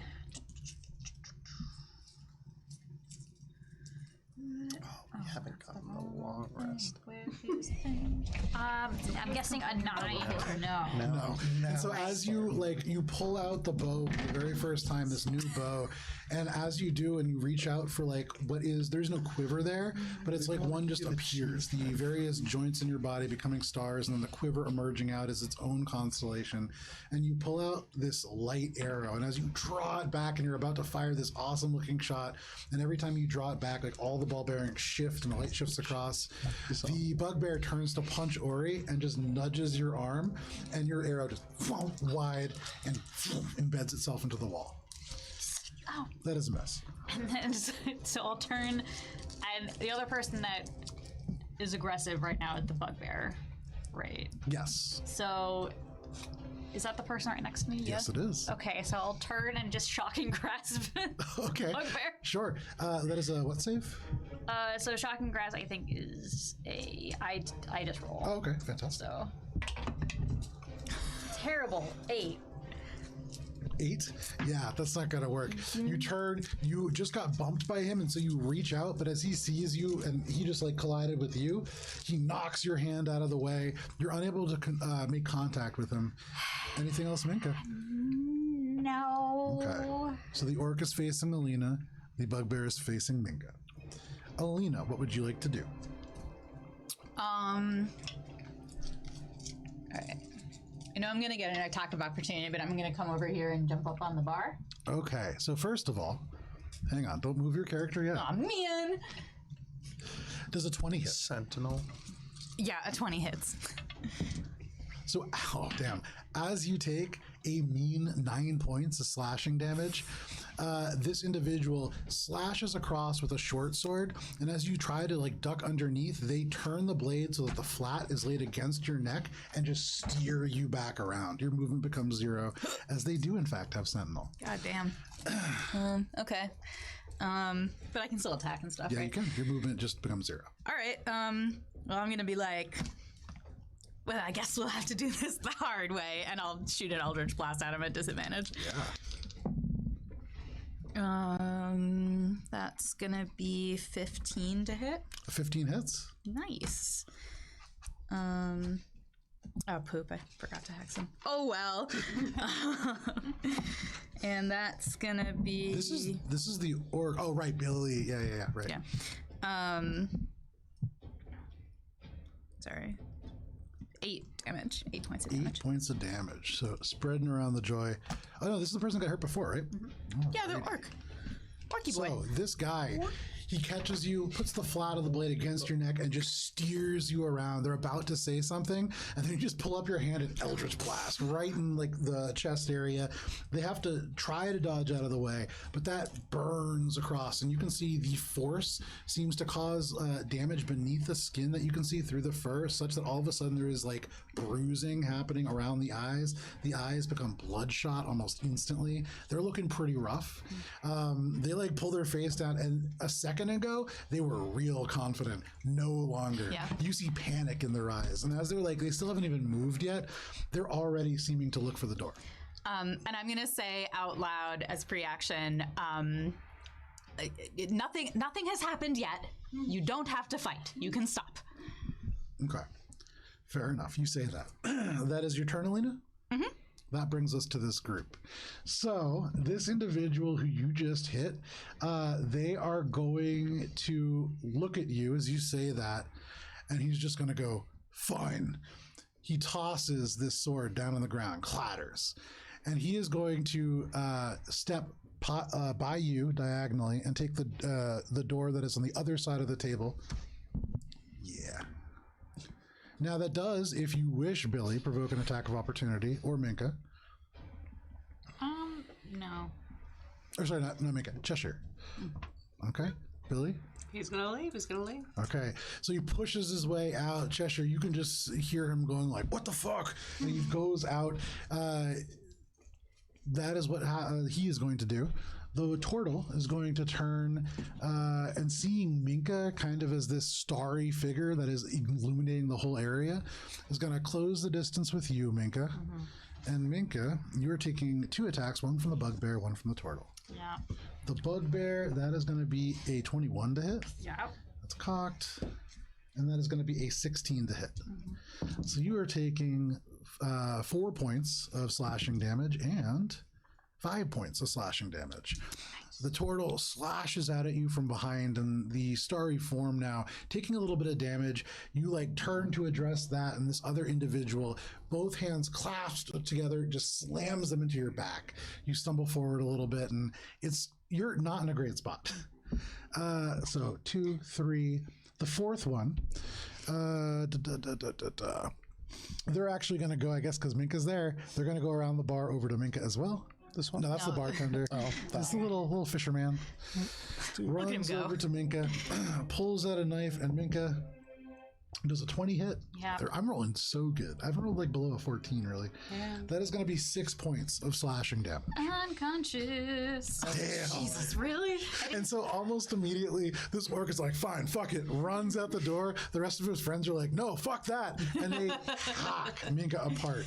And so Minka slash with a blade, slam with his hands over the back. And as you take those 2 stumbling steps forward, this final guy rushes forward, and just right in between your ribs, you feel this knife slide. The air is sucked from your body, and you just go unconscious. Very familiar feeling at this point. That is all of their turn, however, and that is going to bring us to the top of the crowd. The bartender is going Ball to... bearings didn't give him difficult terrain. Oh, no, it would give him difficult terrain. Hang on a second here. That was very polite of you. It doesn't matter because the distance isn't enough to that's the matter, thing. and they I wasn't pass the sure. check. The only But one good. I thought was Remind maybe me this of that. one. Remind me of Yeah. that. So I would have liked it if the orc slipped and fell on his way out. That It would would have have been been really delightful. but that's not the direction that the ball bearings are casting. Oh, right. The bartender is going to go prone, and so they just duck behind. They like pull an element of a crate over top of them to protect themselves. Those 4 individuals in the back, you can see they're going to head off in the opposite direction of the orc. This table opens up, and actually, you know what? The guy in the green, the other ones go out through that way, but you see he turns, and you can see this barrel between those things. He opens up the top of the barrel and jumps in. And you watch as he seems to just climb down and disappears. Like right here. Yeah. That's delightful. That is all of the crowd turn. That brings us to the top of the round. Cheshire, what would you like to do? Followed by Billy, followed by Ori. This individual that came up and knifed Minka. Yeah. As the crowd kind of disperses, my story changes from this caravan that has come in with great riches to going to use unsettling words, Okay. which, as a bonus action, expend 1 use by bardic inspiration and subtract the number rolled from the next saving throw. Okay. Very nice. And that's a 5. A 5? Ooh, So you're that's subtracting nice 5. to have. Could you put this on the little fisher boy? And then Thank as you. my action, Okay. on the same individual, casting Crown of Madness. Very nice. That is a Excellent. combo. That is a wisdom saving throw. As you're talking and you shift your tone, there is an almost imperceptible warble to the way that you talk. And that is just this small incantation that drops the spell into them, and something about that seems to unsettle them. What is the save? Wisdom save. And you subtract 5. Okay. So they rolled a 13. That, 8. So that's going to be a failure. That is a failure.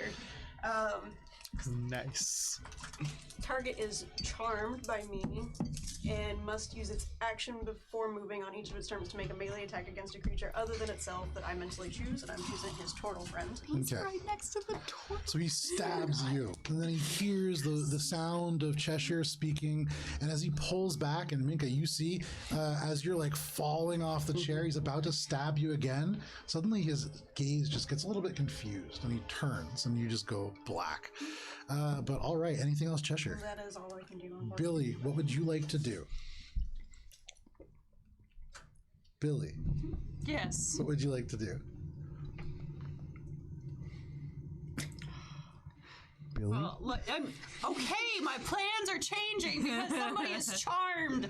Because there's a very obvious crown with Crown of Madness, right? Yes. So Billy can see this is a thing. You can see him kind of shifting to Can you knock Minka over too? Because Minka's down. Minka. Billy's going to head over Slump, to. yeah. There you go. Yeah. Slumped. Billy's gonna ignite her blade with some green fire. Okay. And rush over to the Bugbear.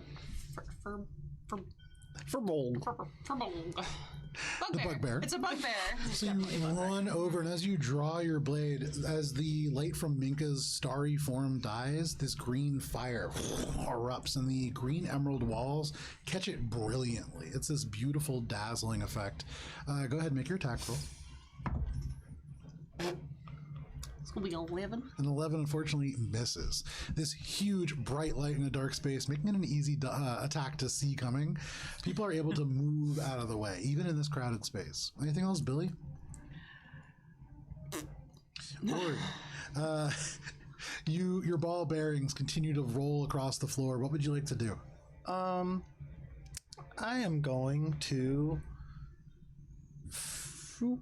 steady aim, fire an arrow at the turtle, I guess. Okay.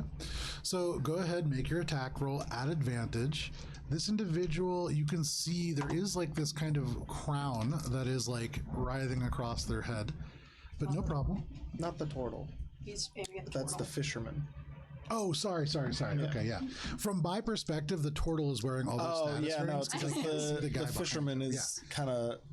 Yeah. I got doesn't you. have, like, a I got you now. full-on No base. worries. All right, that's so that's gonna be. Hang on, I gotta do a little math for a second. No problem. That's 24 minus the 1 because 23. 23. Okay. With 23 points of damage. No, so that was to hit. Oh, to hit. That is a hit. Annihilated. That was a crazy amount of damage. Well, with sneak attack, you can do that kind of stuff. Yeah, sneak Even at this attack, level. which it is about to be. Yes, it is. So Which you can hit with easier than a trick attack. that one's cocked on the other one. Math. 14 points of piercing. 14 points of piercing. All right. Solid. So this turtle, as you like steady your aim, you have to shoot, and this is like sneaking a shot between the bugbear, Billy, Alina, like everybody is crowded. And so as this fighting is happening, there's a moment where everybody seems to almost draw back like a parting wave, and you fire through this gap. And it seems to strike the turtle somewhere between where the shell meets the body. The arrow just disappears, and you can tell you hit, and this guy stumbles a little bit. He's badly hurt. The arrow is like inside the shell. Anything else, Ori? That is it for me. All right, that is Ori's turn. That brings us to Minka. Alina, you're on deck. Minka, make a death saving throw, please. Woo! Yay! All right. Your heart beats once. This very, very weak pulse, but still alive is Minka. That brings us to Alina. Alina, from where you are, this arrow right by you. What do you want to do? All right. So I'm gonna try to get up on the bar again now that the orc is gone and the turtle hopefully is distracted. Just climb over me. It's fine. No, that's not what's happening. I jump over you because I'm a satyr and I have little goat legs. After that attack from Ori, their attention's certainly on Ori, and they're definitely going to hold that reaction. Cool. Love that journey for me. And then I'm gonna crouch down by Minka and use a healer's kit to stabilize her. Okay, fantastic. Make a medicine check. I thought with the healer's kit that the whole point of the kit is that you don't have to make the I check. thought you get advantage with the check. That might be it. Anybody know off the top of their head? Look it up. The kit has 10 uses. As an action, you can expend 1 use to stabilize a creature that has 0 hit points without needing to make a medicine check. There you go. And so in this moment, you duck down and taking out elements of bandages, you wrap up the badly bleeding Minka, who like soaking through these very bright, like you're wearing purple now more than blue.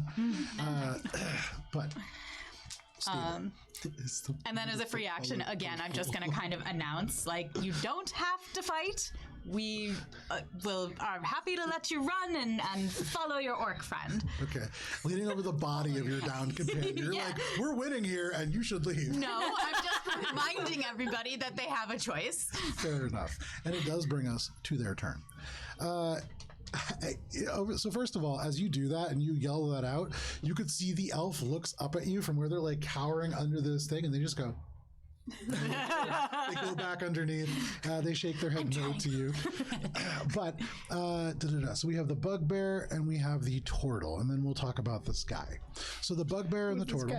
The turtle, seeing you like stabilize this person, they are really torn. So they are going to turn and face you, Billy, but as they do, they take the sword that's in their hand, and as they like turn, they're going to huck it at you, Alina. This is a disadvantage. Trying to go for the no look. Oh, no. That's not good. That is a 7 to hit, and so I assume that misses. It's not a no look. It's like one motion. They throw it and turn to like deal with this other issue. Okay. They Trying to catch it. He's also drunk. Yeah, he's not drunk. The turtle is very drunk. Is the turtle not the one that threw the thing? No, there was a bugbear, and the bugbear pointedly stopped drinking a little bit ago. The turtle, however, who is quite drunk, is going to take this now free space to walk over to you, Ori. Provoking an attack of opportunity from this guy who's standing next to him. We're going to get back to that. He doesn't need to take reactions to attack. However, he does need to use his action, so we're going to get there. But no, he does not So provoke he's an coming attack. this way? He walks up to you, and you can see kind of limping a little bit, something within his torso causing him a great deal of pain. I wonder But what that he could be. takes this sword, and with you standing on the table, swipes it at your ankles. Did say both legs. That is going to be even a disadvantage. That is going to be a 20 to hit. Yeah, that's gonna hit. Fantastic. So Dang. you take no damage. However, if you can go ahead and make a Constitution saving throw, please. Damn, not Constitution saving throw.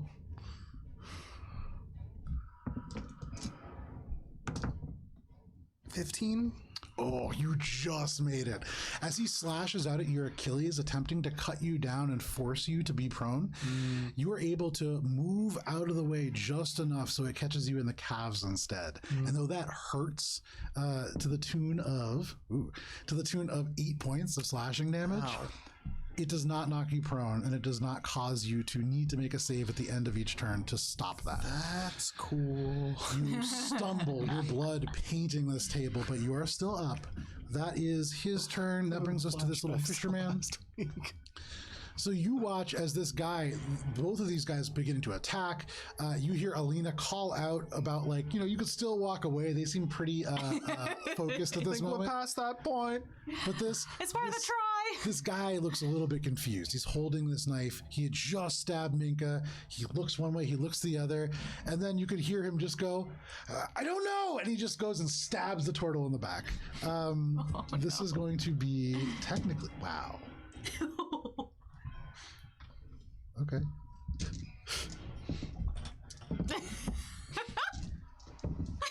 Just a pile of problems. So with a natural 20, he's dealing 20 points of slashing. Oh my god. Oh my god. Yeah, 2 5s on 2d6. So one shot. he walks over, looks so confused, looks one way, looks the other. There is ball bearings everywhere. There is an arrow now embedded in the wall. There is somebody who is crawling down a barrel. There's a lot going on. And with this crown of what looks like almost thorns just weaving its way around his head, he cannot concentrate. He steps forwards and he plunges this dagger straight into the back of this turtle's neck. The turtle who slashed at you switches hands on the grip, and he's about to swing it back at you, and all of a sudden you see the dagger plunge in, the eyes roll back, and that turtle is dead. I feel like that's a free action. It's just He pulls out the dagger, his whole hand coated in blood, and he just goes, "What have I done?" That is all of their turns. That brings us to the crowd. You can pull the guy in the barrel out. If you were to look, that barrel, hollow, there's a ladder that leads down.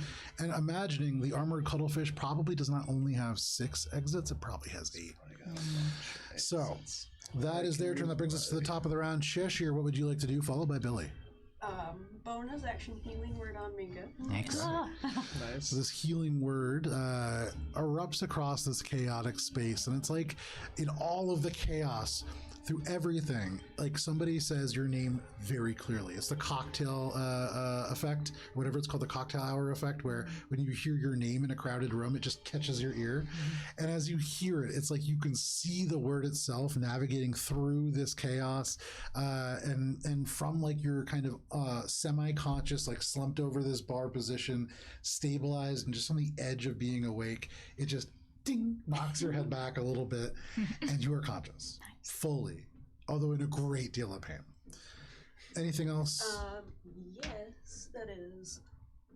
I can't remember. Do you add anything to healing word, or is it just the straight? It should be like plus your Plus your spellcasting. Modifier? Yeah. Yeah. That is 9 points of healing.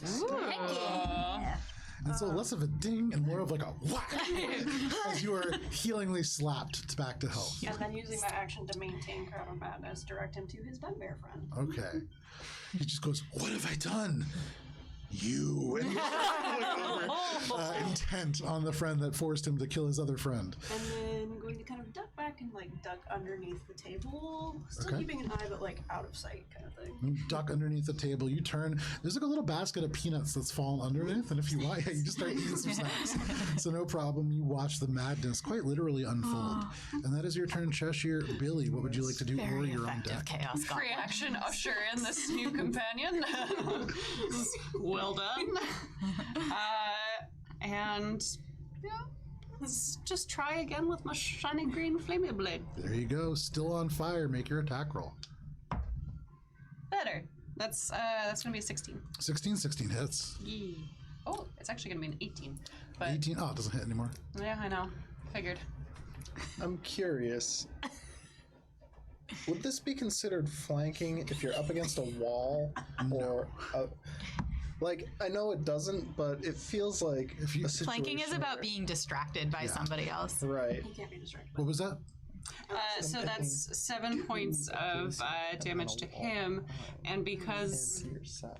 is Fisherman directly next to? Him?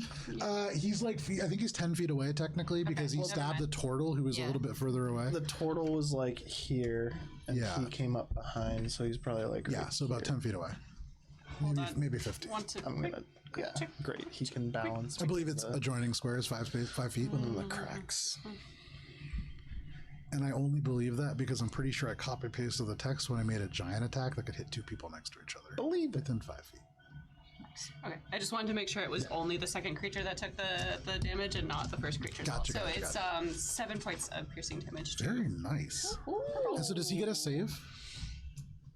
Ooh, the fisherman guy? Yeah, because he took damage. Oh, he didn't take damage. Just 7 points to the bugbear? bugbear. Oh. That's what she was saying. She wanted to avoid the I first gotcha. guy. Okay, no problem. So 7 points to the bugbear. I thought maybe the bugbear might get extra fire damage from the flame. Badly hit.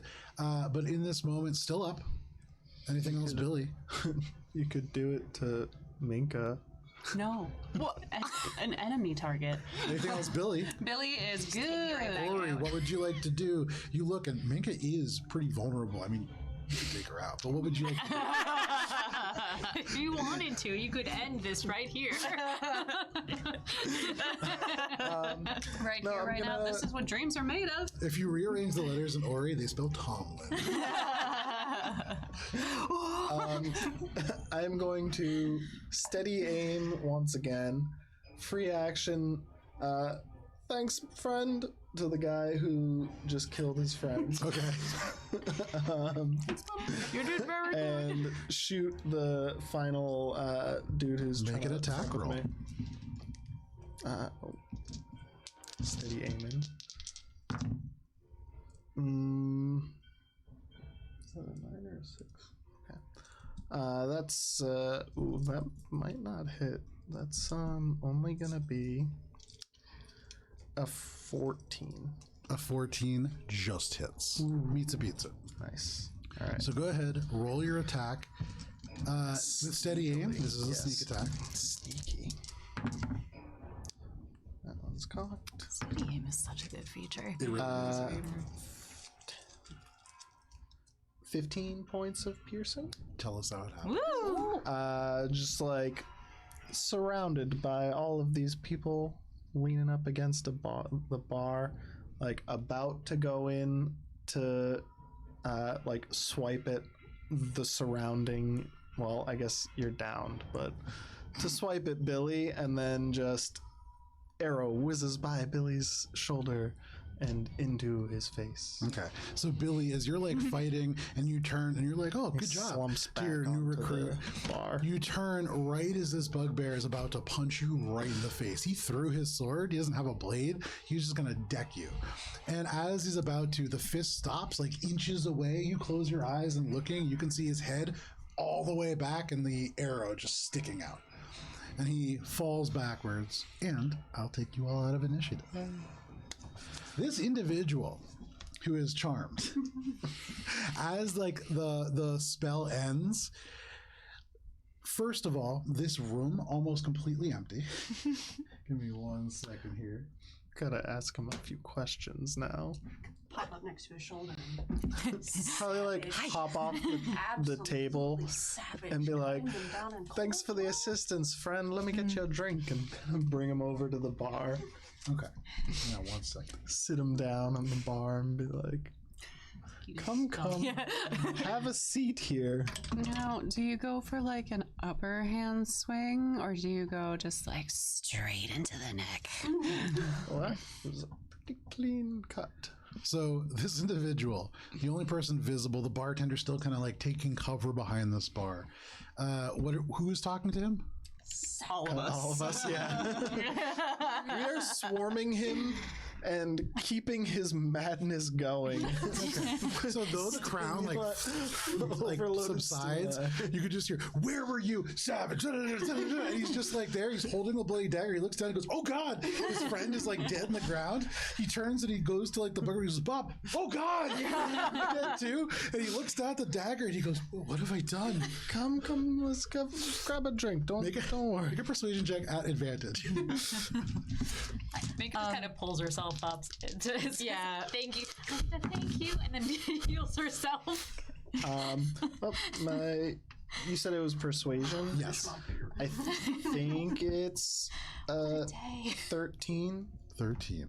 So with a 13, you say, "No, just come over here, friend." And still kind of hyperventilating, just he takes a couple steps. Like you feel like you could probably just push him wherever you want. Yeah, him to I'm just go. gonna gently guide him to He's the bar. very pale. His skin becomes clammy to the touch. He's in shock. Like this Gently is sitting him down at the bar. okay. He's like holding the knife, still just like shaking in his hands. Gently take the knife out of his hand. It's okay. Let's just grab a drink. You're fine. He just come grab a lets go drink. of the knife. It clatters onto the table. Barkeep. Excuse me. So while this is happening, Alina, so the dead bugbear, she's gonna rifle through his pockets, hopefully find like a coin purse, and then she's gonna give it to the barkeep. Make an investigation check. Yeah. Dirty 20. Nice. With a dirty 20, you find not a single coin on this individual, though you do find one empty leather bag with a string that looks almost like a purse string that has been cut. You find another empty bag that definitely held coins at one point, and you would imagine this group probably pools their resources. Gotcha. So one of them probably has a great deal of gold. Okay. Hopefully it wasn't the orc. I wonder who that could be. So Alina, while they're getting the guy up, Alina's gonna turn to the barkeep and be like, "Dreadful mess. I can't believe those folks just attacked us out of nowhere.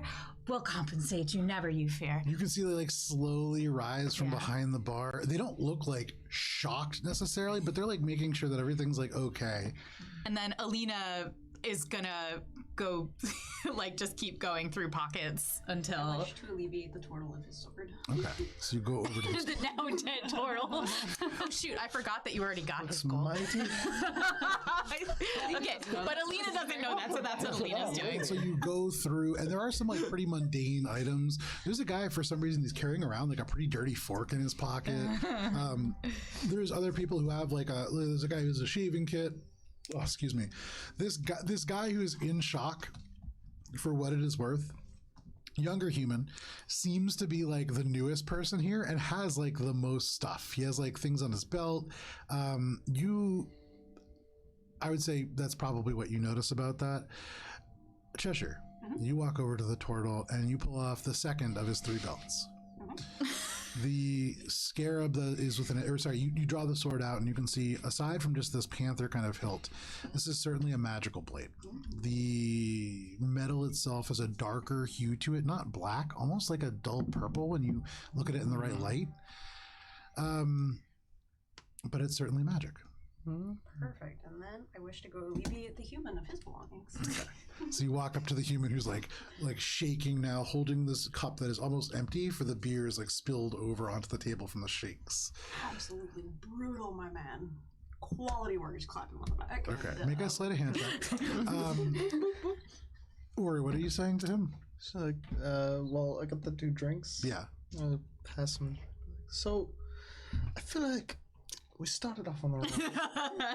He's sitting there, and like it's already almost empty because it's just shaken out of his glass. And then suddenly Cheshire comes up and just slaps him on the back. Oh my good man! Like pulls back away. This guy has no belt, not a single belt on his stuff. And as he's like sitting there, kind of shaking now, so violent is he shaking that the pants begin to fall a little bit, and you can see his butt crack, but he doesn't seem to notice. As a 23. A 23. With a 23, you can add 15 pieces of gold. Cool. You can add 3 pieces of silver. You can add a small Passive income. a small copper key. You can add 3 pieces of silver. yeah. You can add a collapsible fishing rod, Oh, nice. and that is what you find. Copper key and a Hunter collapsible had one of those. Collapsible fishing rod, fishing rod. fishing pole, if you prefer. Super rod. What are the rest of you doing? Once I'm done checking people's pockets, I'm gonna come back and talk to the bartender. Okay. Billy, what are you doing? Billy at this point has probably gone back to the bar, just like, Okay. So as they survey everything, they just pulled 2 beers. They pull you in as well. Minka, what are you doing? So after I pulled myself up and healed myself, I'm gonna check the rest of the party to see if anyone else has any damage on them or if I just got stabbed to death.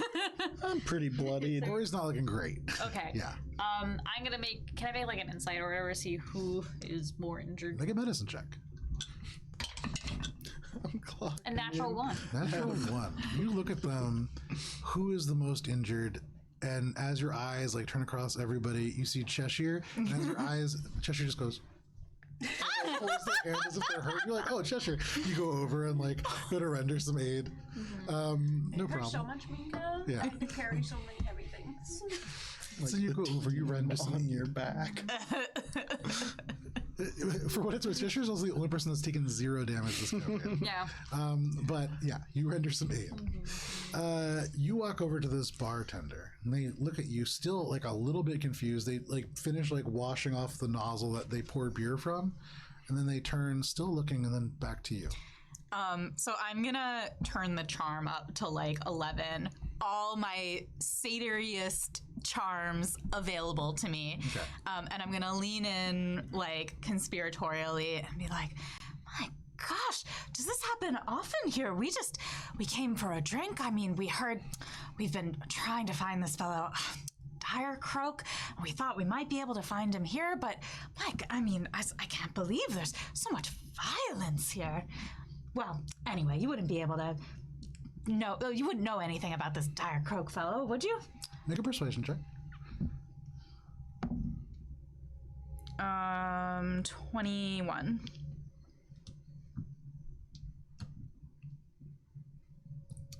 That's all it says.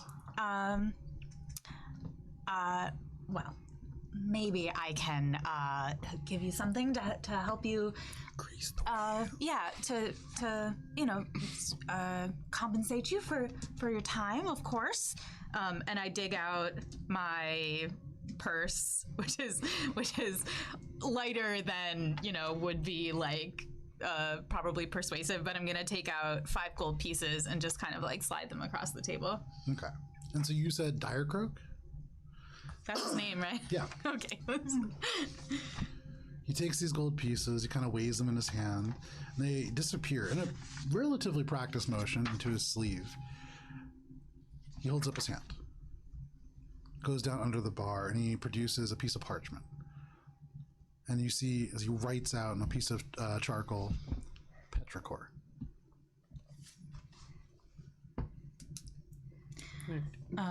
Billy leans like in close over and is just like, yeah, we heard he was headed to Petrichor. We thought maybe we could find someone here who knew where in Petrichor we could meet up with him. They cough, and their hand on the bar just goes out. Fine. And Billy digs out 5 gold. Okay. You take 5 gold and put it out. They kind of nod.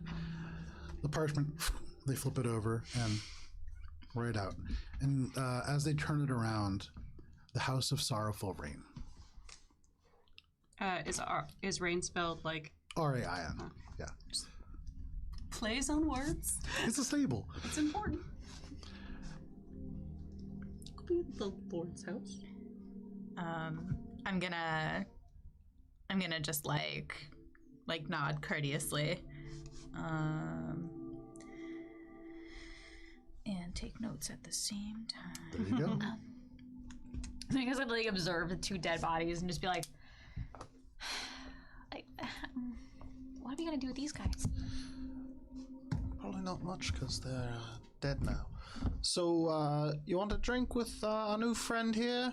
Gonna ask him a few questions. Shaking is this guy. See what we can find out.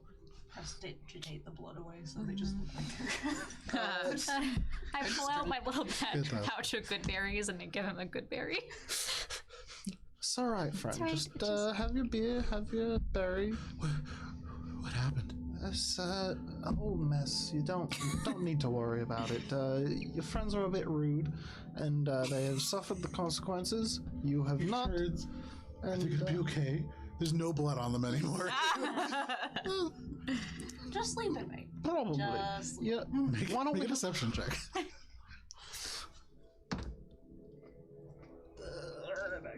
I'm actually really good at that. 25. Nice. Just a bit too much to drink. So. This is my first day, and I've never done crime before. Oh. Alright, so then you probably don't. You did crime together? Well, Were you working for someone? you're doing great. I don't really think so. No? It's probably not the right Picks up this little berry while job you're for talking. you. I would maybe reconsider your employment.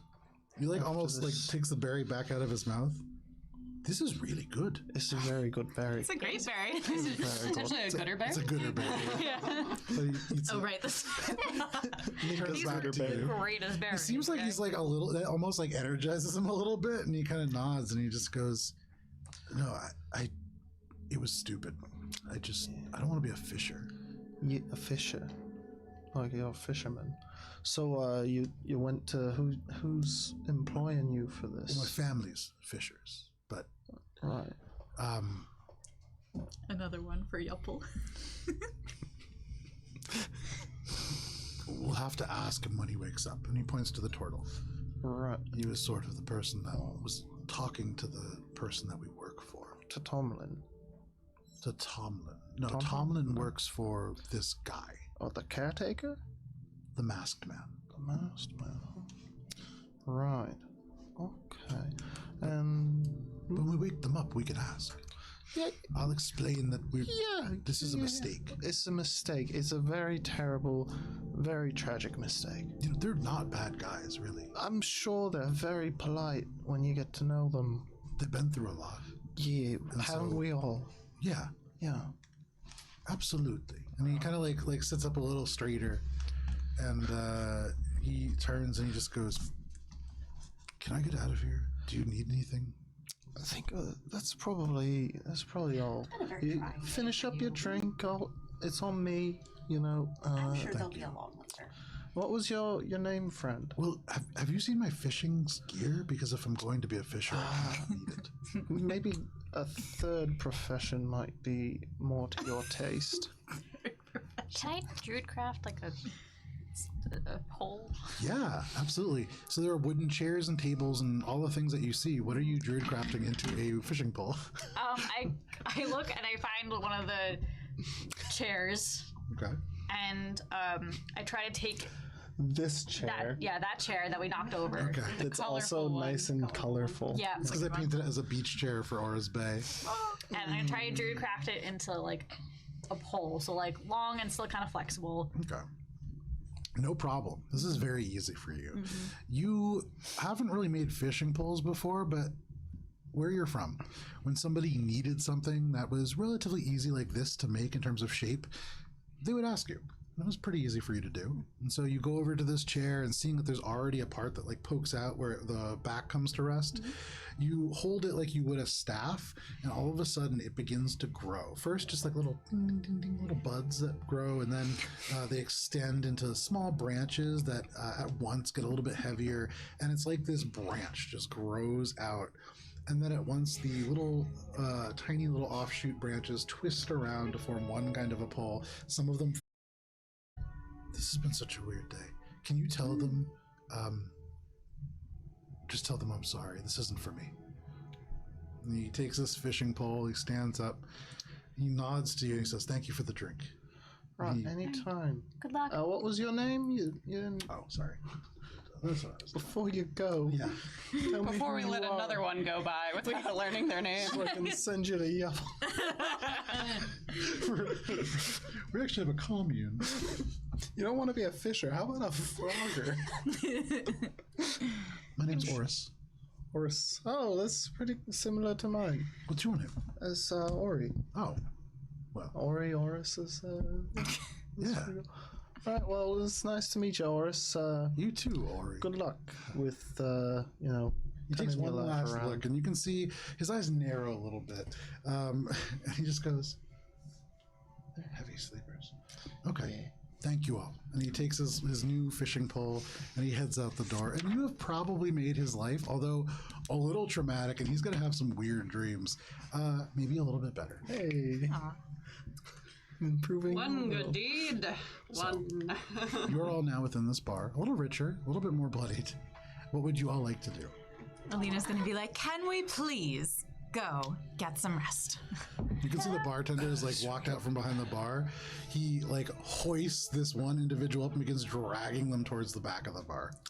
Yeah, I think we should go. No I more. think we should go. Yeah, it seems like it's last Oh, call. I guess, yeah, there's no one else to ask anything. You find anything good?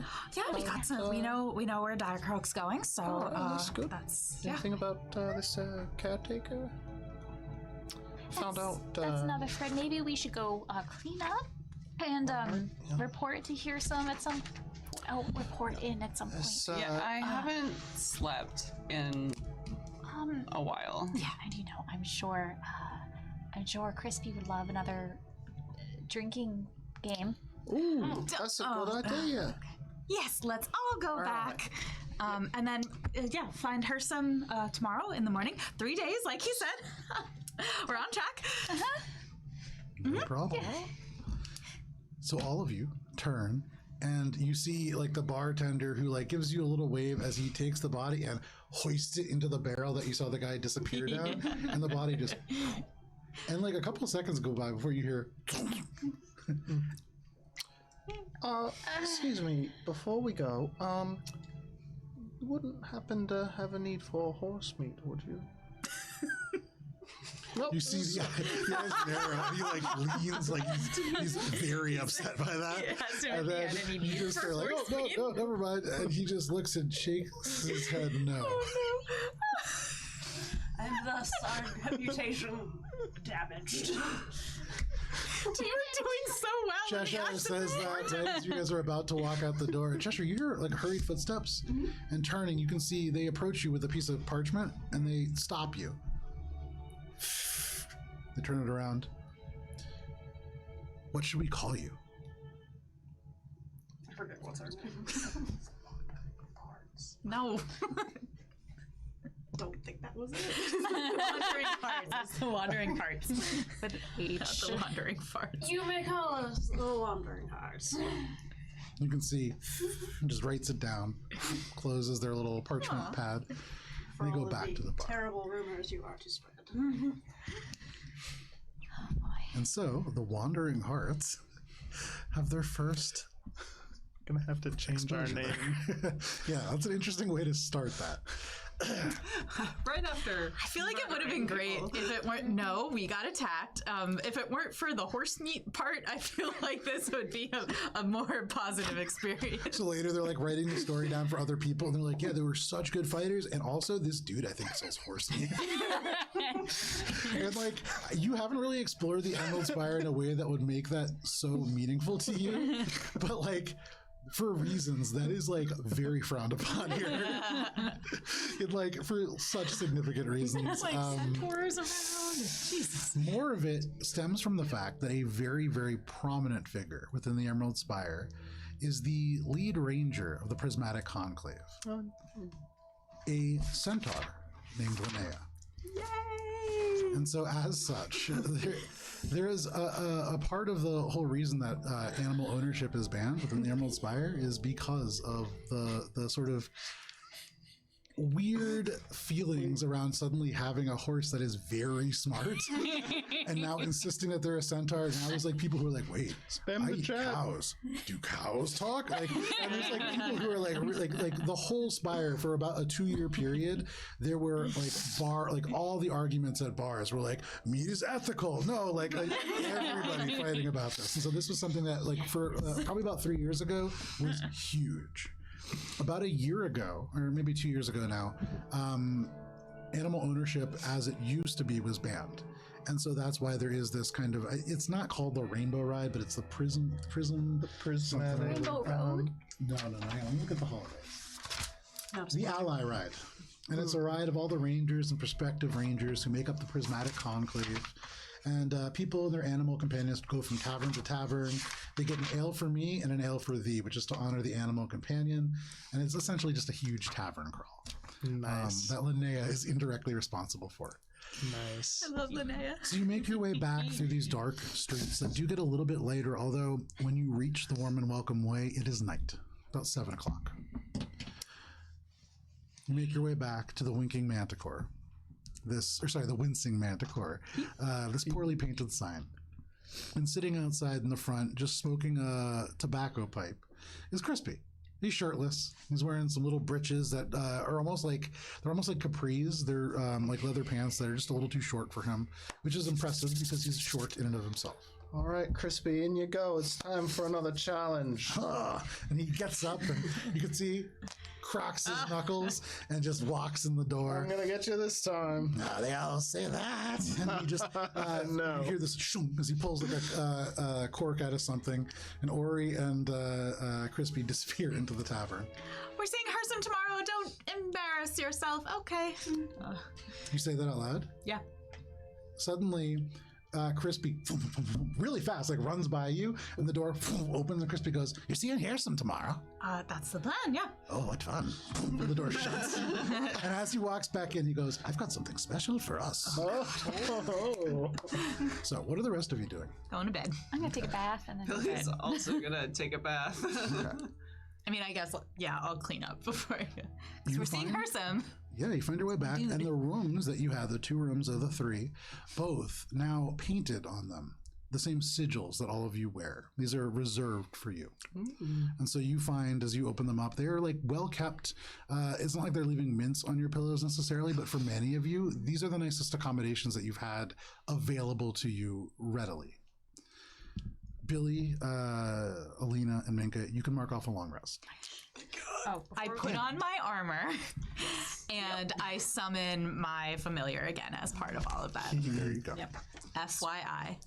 swap arm. To kind of observe Ori and Crispy for a bit and kind of take in the sights around them, if you will. Watch the epic battle that is And about to unfold. see what information I can ascertain. Crispy likes to drink. And I'm going to bed. That is the information. Before Minka goes to bed, she's gonna check, because she's now sitting down after everything that's happened. She realizes that she bought a bunch of metal to make jewelry out of before she got ooze. And she hasn't checked on that metal. No. And she's just gonna check on that to see if any of them are still intact. When you open the bag, it's almost just a damp bag. You had seen the ooze work on metal before. It became like almost like a broken down oily mud, and this is what you see. Sorry, Mika. That's about what I expected after this couple of days. Okay, so instead, However, for what it is worth, some of your nicer pieces you still have, as they were not on your person. Cheshire had them. So you've recovered most of your nicer ones, like one by one as you've gone. For what it's worth. Bring it on, Cheshire. Yes. As the night goes on, and Crispy and Ori begin to drink this really strange looking liquid. When Crispy opens it up, it begins to drip out of the bottle. So Crispy just has to like poke it and it just drips back down. And Crispy goes, I'm going to get to that. Okay. But Cheshire, you watch as they begin to drink in this beverage, which Breathy. it is very much like absinthe on the surface. And so as you taste it, very licorice forward, and the way that it sits on your palate, it's a little bit cloying, almost a little too sweet. A little water. But as it like settles across your tongue, suddenly it shifts from sweet to spicy to salty, and the different flavors kind of like roll off, and it's almost like, have you ever eaten one of those tablets that make sour things sweet and sweet things sour? Yes, miracle berries. It's almost like those. It's alternating in your mouth now, and so this flavor that was too sweet now balances between these two extremes. Cheshire, you watch as they drink and they drink. Pretty good.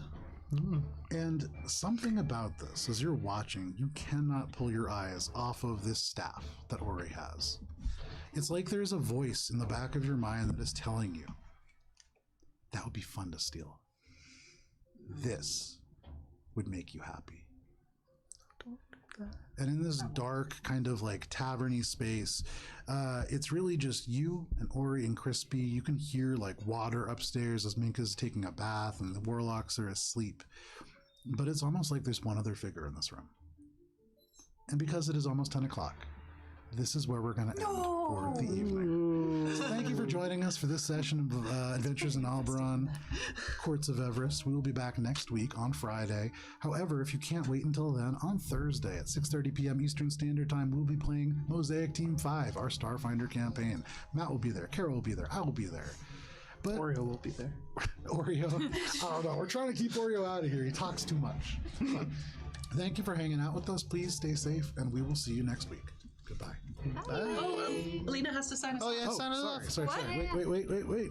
Oh, that was, you pointed that out to me, and I was Go like, ahead, noted. Elena. And then, well, friends, it's been a lovely evening. We're feeling a lot happier than we were last week. We're looking forward to seeing y'all next week. Bye-bye. Bye!